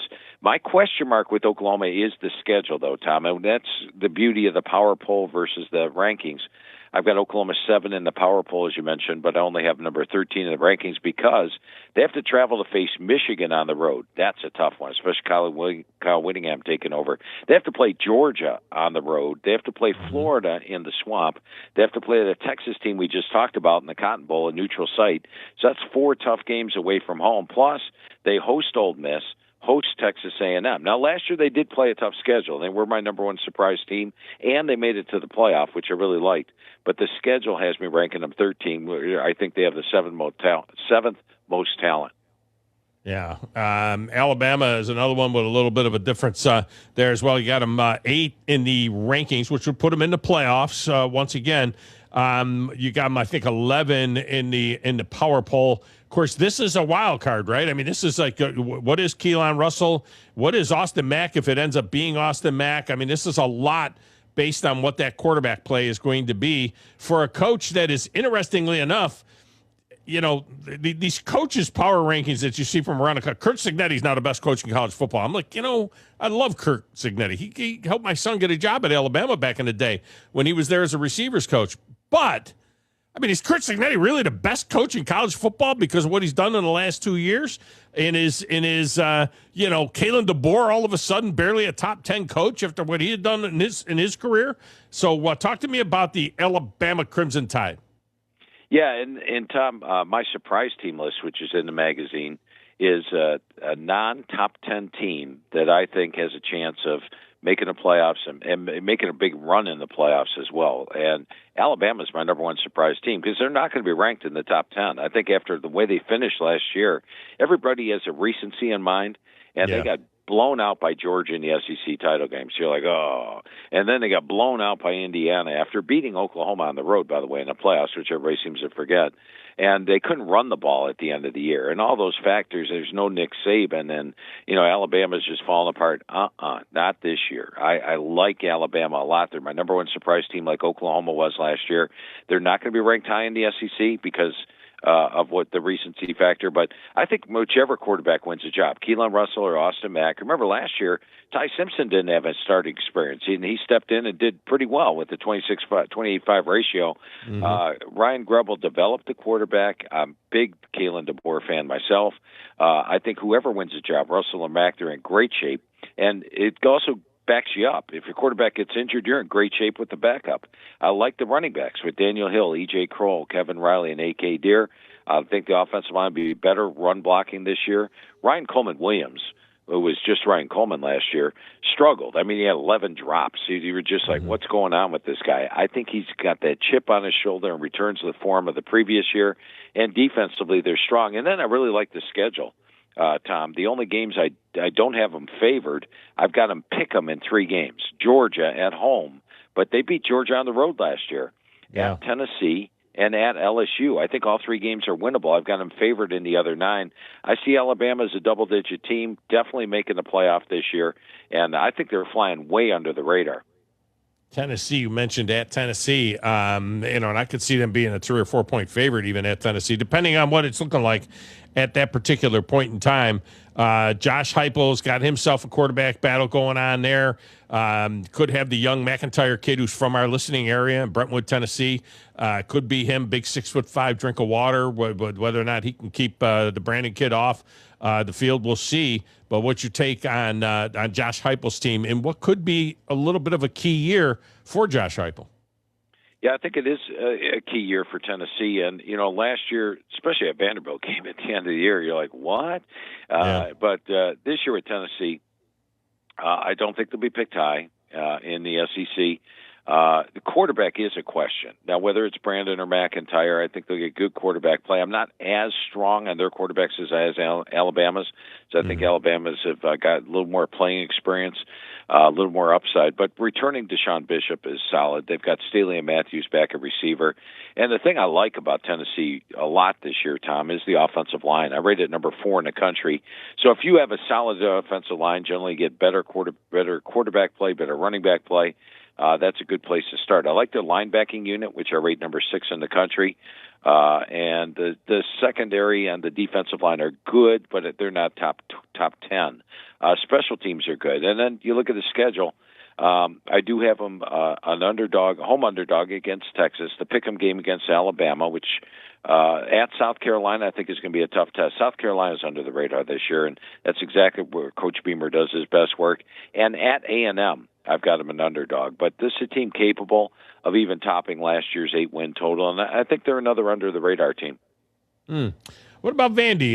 They were 6-2 in the league last year, a 10-win team, just missed the playoff. I mean, is this all a blip on the schedule, or does Clark Lee have something going on there? I see you kind of dropped them quite a ways down. They've got another kid, Nashville kid and the Curtis kid at quarterback. If he plays as a true freshman, which the expectations are that he could. Yeah, and I think he will get the starting job. And how often has Vanderbilt had the PS number 2 quarterback coming out of high school, a guy that originally committed to Georgia? That's a hell of a pickup for Clark Lee. And I got to be honest with you, Tom, when I first looked at Vanderbilt, you're like, okay, Pavia's gone, Magic's gone. They won 10 last year.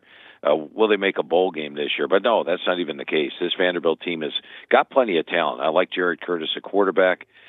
Cedric Alexander is ready to blossom finally as a senior running back. He looked really good last year at times, averaged 5.4 yards a carry last year.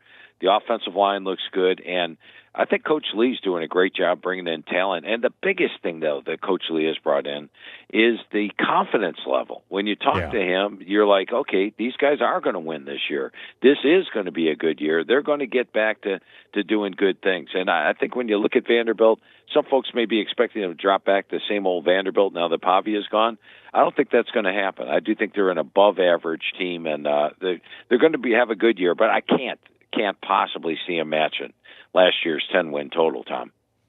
And finally, Auburn. And it's weird. You take a deep dive into Auburn, and they're like the best sucky team in the country. You know, That's I mean, right. I mean, they were 1-7 Right. they were 1-7 in the SEC, and you're like, well, wait a minute.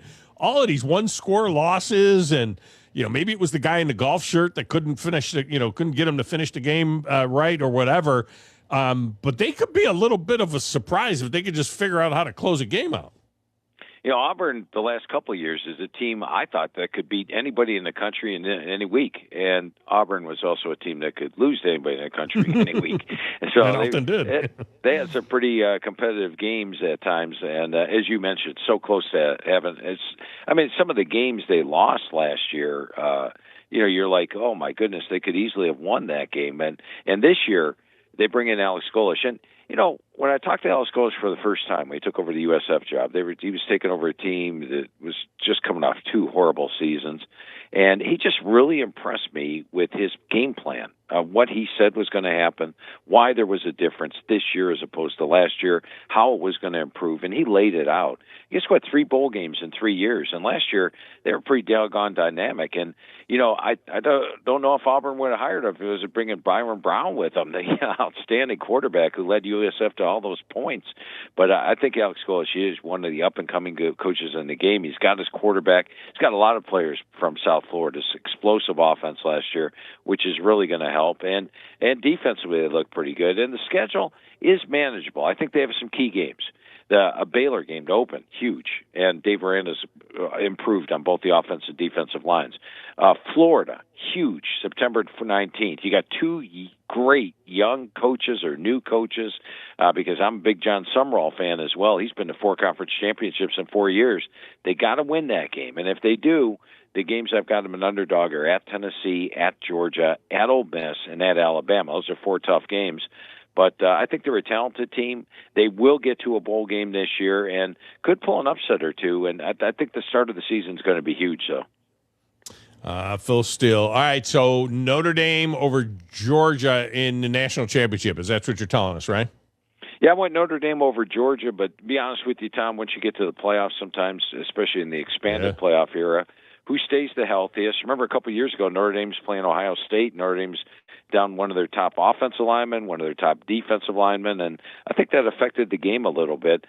There are clear contenders. I would say, as mentioned in the SEC, I would put Texas in that mix and Alabama. In the Big Ten, Ohio State, Indiana, Oregon, you take your pick which of those 3 finishes at the top of the Big Ten. I think they're all capable. And if you're looking for a sleeper in the Big Ten, look for USC. USC hosts Oregon, hosts Ohio State.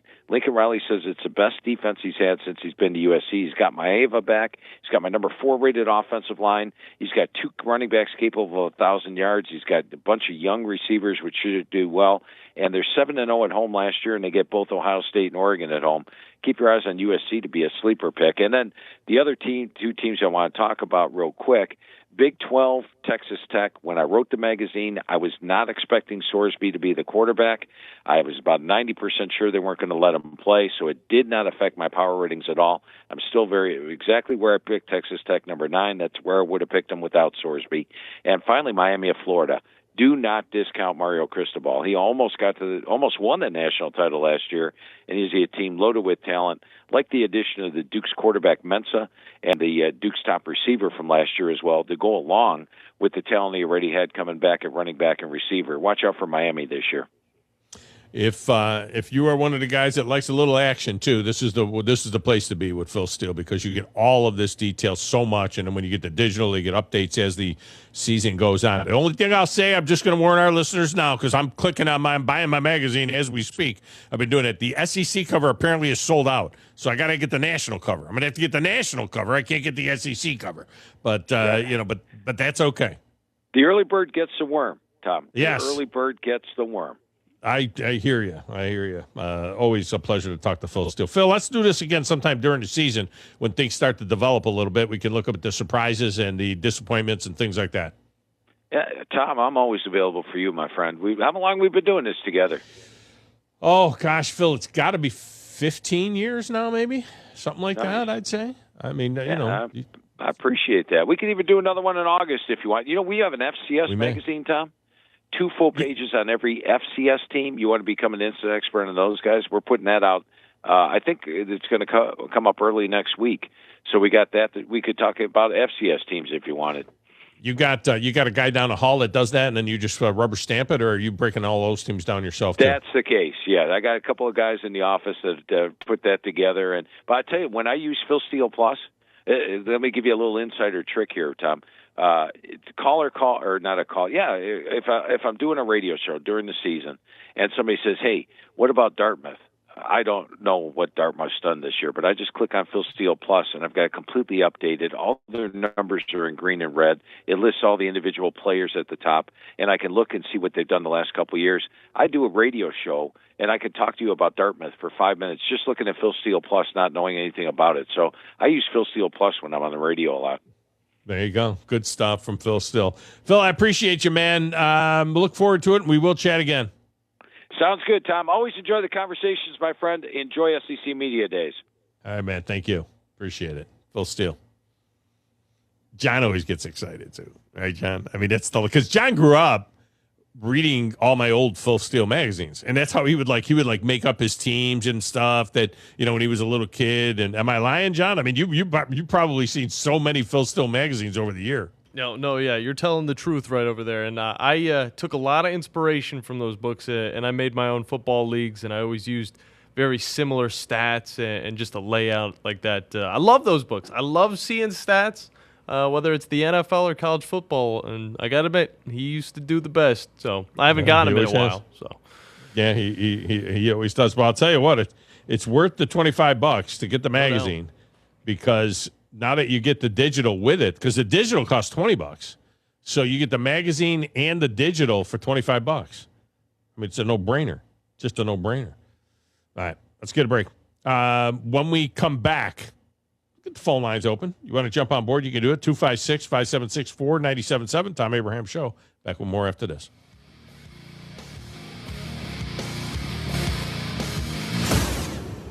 You're listening to the Thom Abraham Show on 97.7 ESPN The Zone. This is Brent Musburger's VSiN Action Update on 97.7 ESPN The Zone. Drivers who switch to Progressive have an annual savings of nearly $750. Progressive.com. The Atlanta Braves are back at home tonight when the Braves take on the Texas Rangers to start the second half. Chris Steele on the bump for the Braves. He's 9-6. Cal Quantrill will start for Texas. He comes in at 3-1. Braves enter the matchup tonight, 55-40. The Braves the favorite in tonight's series opener at -206 on the money line. The Rangers are +169. The NASCAR Cup Series heads to North Carolina on Sunday for a night race. Denny Hamlin is the favorite at +425. Ryan Blaney, Kyle Larson, and Christopher Bell check in at +500. With your VSiN Action Update, I'm John Thayer on 97.7 ESPN The Zone. Specializing in simple and affordable rentals, McCurry Van and Car Rental can make sure you have just the right vehicle for your next family vacation, weekend getaway, or if you just need transportation while your vehicle is being repaired. McCurry carries Ford Transit vans and Mercedes Sprinter vans, trucks and work vans, and more. And they offer discounted rental rates for long-term rentals. Now with 4 locations: Athens, Muscle Shoals, Coleman, and Huntsville. Log on McCurryRentals.com to make your reservation now. That's McCurryRentals.com. Baumhauer's Restaurant, legendary food and legendary fun. Whether you're craving the freshest seafood from Alabama's Gulf Coast, juicy chicken or char-grilled steaks seared to succulent perfection, you're craving Baumhauer's Restaurant. Add to that a sports-themed atmosphere and HD flat screens every place you look. For a sneak peek at the menu, go to Baumhauers.com. Legendary food, legendary fun. Baumhauer's Restaurant. Since 1983, Berkshire Hathaway Rise Real Estate's Ann Adams has been your local go-to real estate expert in the area. As a buyer, you can trust Ann's in-depth knowledge of the local housing market to narrow available properties down to those you'll be interested in, saving you time when shopping for a new home. When you're ready to sell, Ann's expert negotiation skills will ensure you get a fair price and hassle-free experience. Call Ann Adams today at 256-337-2625 or email annadamsrise@gmail.com. I'm attorney Gary Lackey. I know your accident is the real thing, and they happen to real people. I'm attorney Justin Lackey. There's a lot of talk right now about bigger, but when you've had a wreck, is bigger better? I'm attorney Jennifer Lackey. Do you want to be just a case number? With offices in Huntsville and Scottsboro, we take the time to help. The Lackey Law Firm. The Lackey Law Family. 1-800-4RIGHTS. No representation is made that the quality of the legal services to be performed is greater than the quality of legal services performed by other lawyers. Have you ever turned your back on God?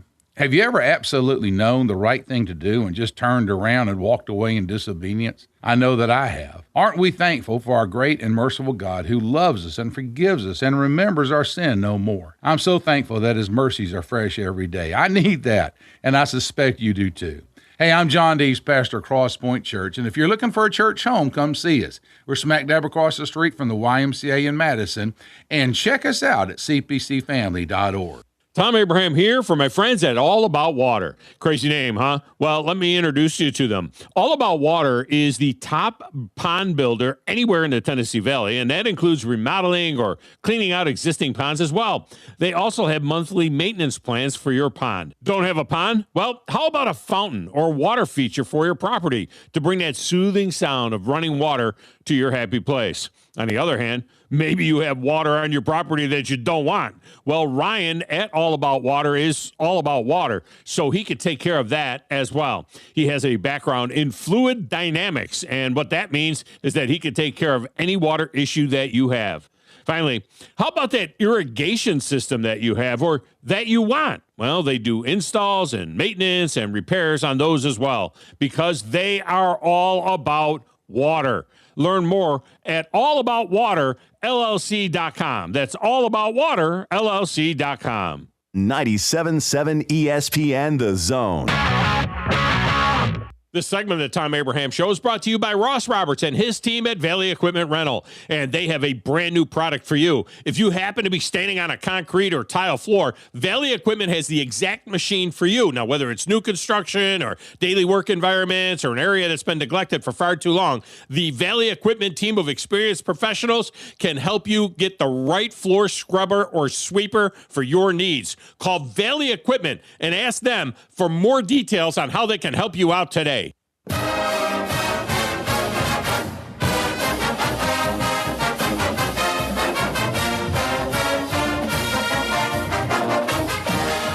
All right, welcome back, Thom Abraham Show.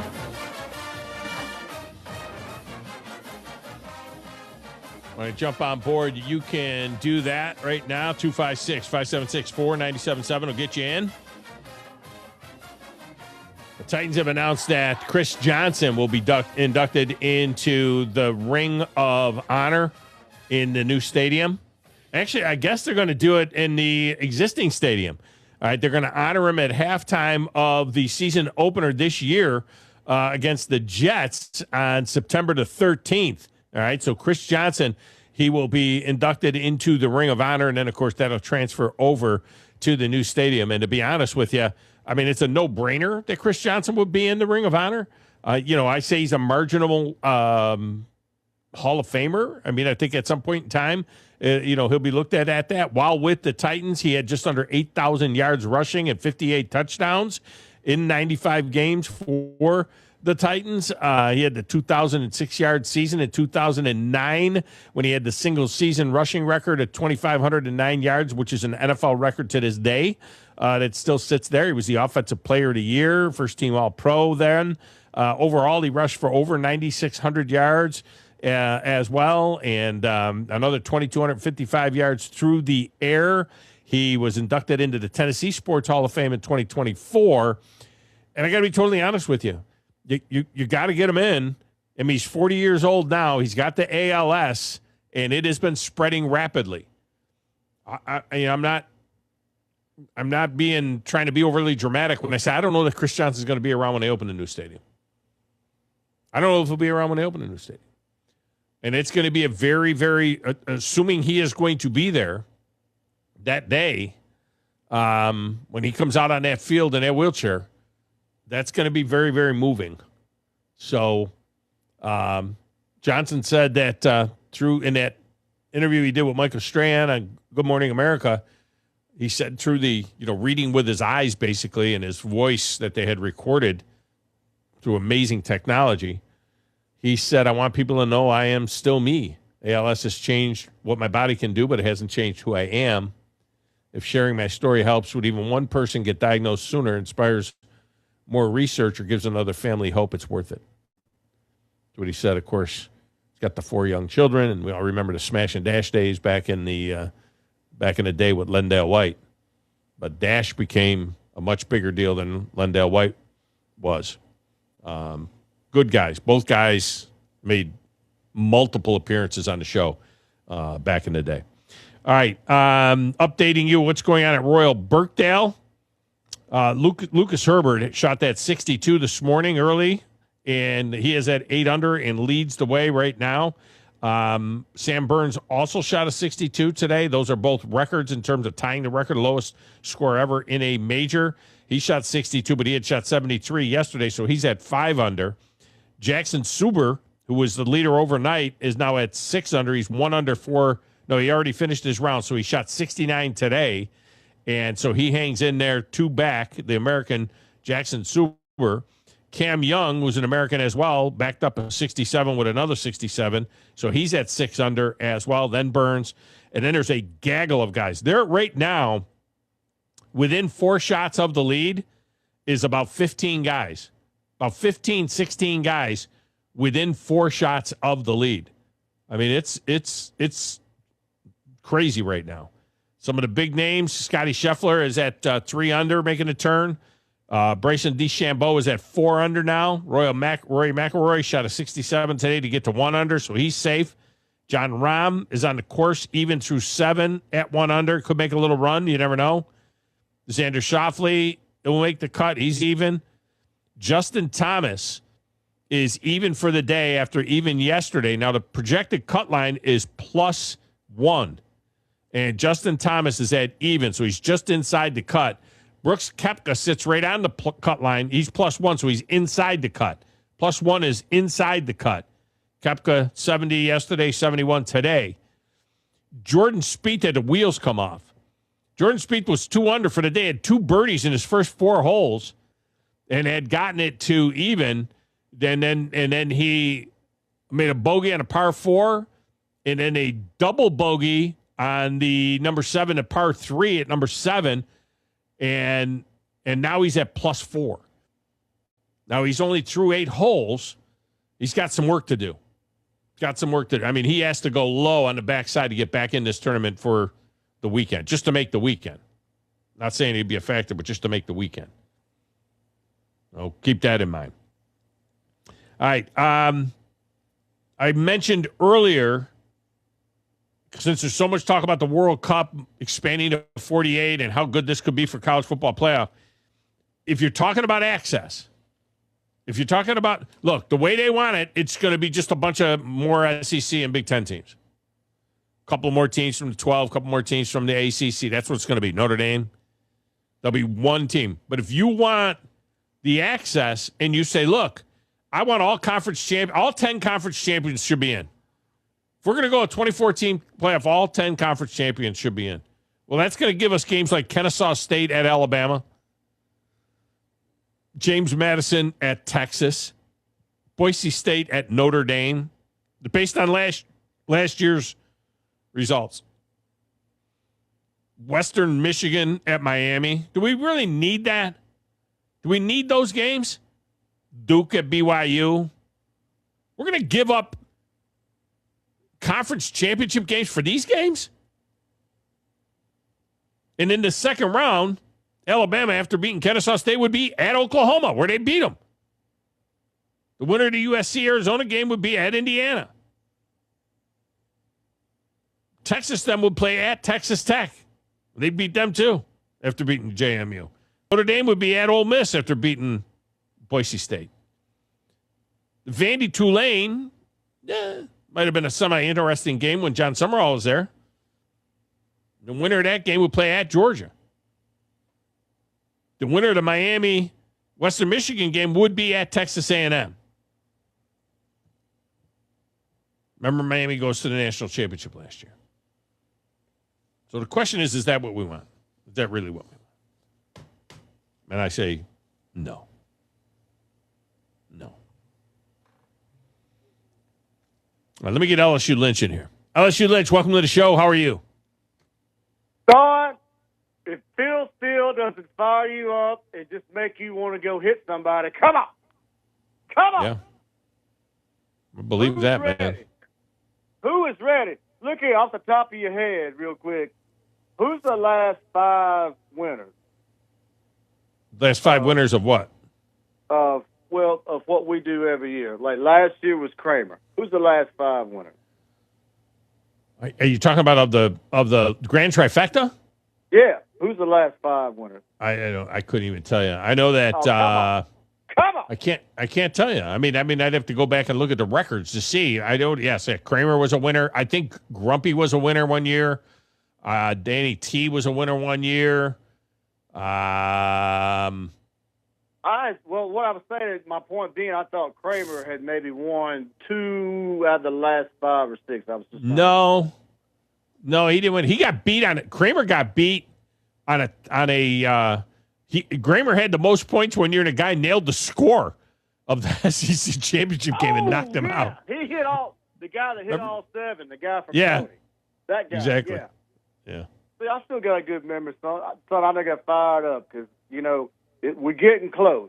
You got Phil Steele on your show, Football Friday Song, the best ever SEC Media Days. We get an extra hour of you next week, which is awesome to all of us listeners, whether you're listening to Nashville or Winchester or the show. Yeah. I think they might take the extra hour, too. They are aware of it. We'll see whether or not they take it. They are aware that they can get the extra hour, of the Thom Abraham Show covering SEC Media Days. Of course, Thursday is your LSU day, and Lane Kiffin will be going in the morning, 8:05 in the morning, but we will have that later in the day on Thursday as well. They'll have it, I know, at least in Huntsville, they'll have it on the morning show on Talking Ball. They'll have it live, but then we'll have it later on in the day. We'll have Lane Kiffin as well. Oh, yeah, I hope you get that extra. I mean, West Neighbors, sorry, look here. If you're listening to this radio show, step it up. Empty the pocket, son. Have a safe weekend. Go LSU.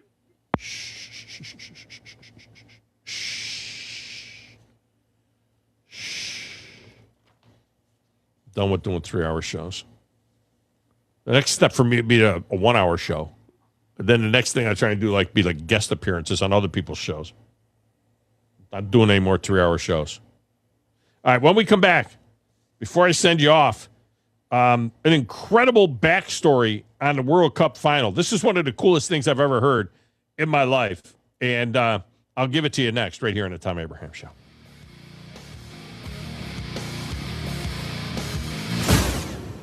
You're listening to the Thom Abraham Show on 97.7 ESPN The Zone. Great food and the best live entertainment is what it's all about at the Furniture Factory Bar and Grill. Head to downtown Huntsville every Tuesday for karaoke on the only outdoor karaoke stage in North Alabama. Thursday night is the Valley's longest running and biggest bike night. Food and drink specials, giveaways, and live music on the patio. And the Furniture Factory menu is fully loaded with options from steaks to salads, plus a whole lot more. Featuring a weekday happy hour that starts at 3. 619 Meridian Street, downtown Huntsville, and online at FurnitureFactoryBarGrill.com.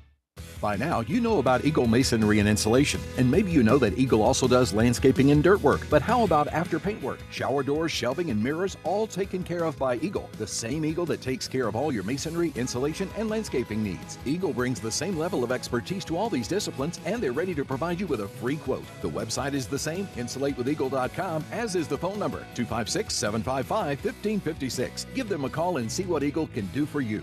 Eagle saves you time. Eagle saves you money. You invest in your customers with your heart, soul, and skill. Well, it's time to invest in yourself with the next generation Cat 255 compact track loaders from Thompson Tractor. After all, those who give their best deserve the best. And this machine has it all. With features that include a more powerful engine, tri-axle truck loading capabilities, a spacious cab, and a smooth ride for all-day comfort. Thompson Tractor knows how much value you place on your customer satisfaction. It's how you build your business. It's also how we build ours. Since 1957, hardworking folks like you have counted on Thompson to provide the absolute best lineup of equipment in the industry, all backed by a customer service and product support team that time and again have proven to be second to none. It's all about maintaining peak performance. Always has been, always will be.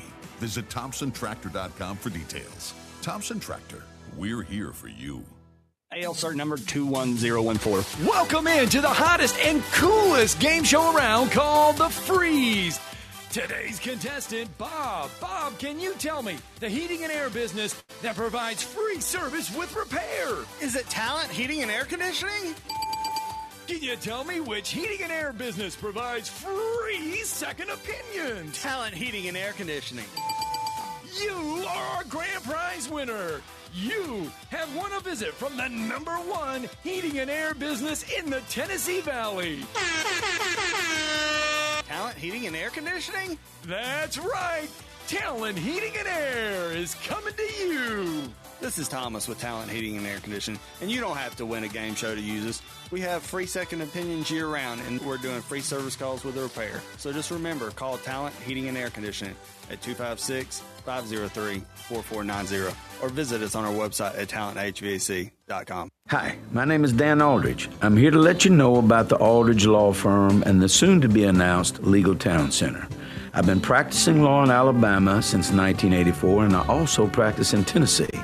And I'm from North Alabama, and I'm here to represent you and take care of your legal needs. For many of us, hiring an attorney is not high on the priority list, and maybe a little scary. But it's something that we all need at some point. So by all means, do your homework. And if you need representation for car accident, wrongful death, medical malpractice, nursing home abuse, or estate planning, or any other matter, just give us a call at 256-534-3188. And you can email me at Dan, that is Dan at danaldridgelaw.com.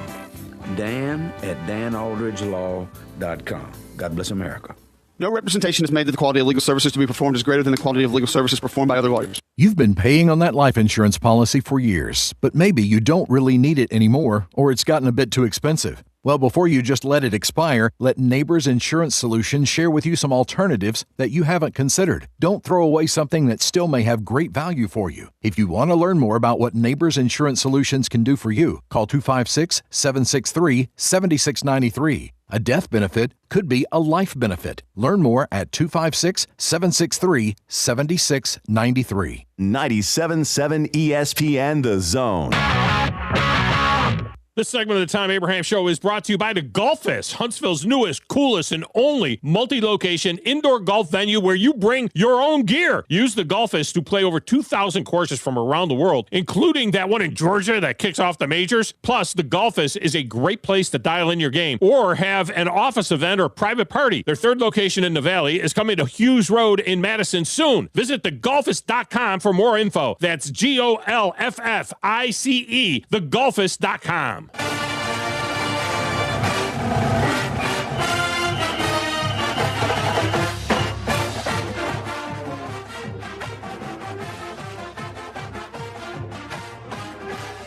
Welcome back to Thom Abraham Show.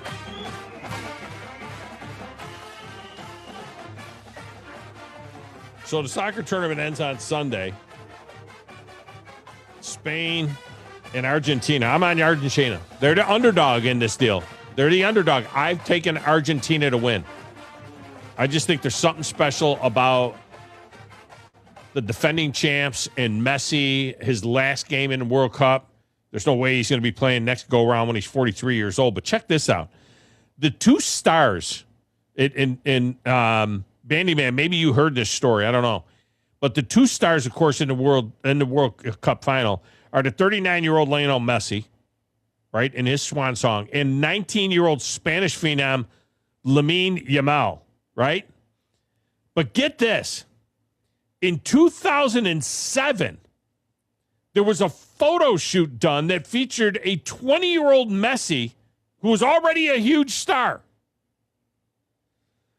bathing 5-month-old Yamal for a calendar shoot for a charity. Hundreds of families brought their kids to this shoot, this calendar shoot, and they had big-time soccer stars with the babies, and they would, like, take pictures with the babies and be in this calendar, and it was just a coincidence that Messi was paired with baby Yamal. And now they're facing off against each other in the World Cup final. How nuts is that? It's an incredible story. It's got to be, I think it might be like a weird thing, a deja vu for Lamel, though. Messi. I mean, how nuts is that? It would have been like Tom Brady, I don't know, bathing Patrick Mahomes when he was a baby, giving him a bath, and then they play against each other in the Super Bowl. It's a crazy story. All right. Big day on Monday as we'll kick off SEC Media Days coverage. Till then, have a great weekend, everybody.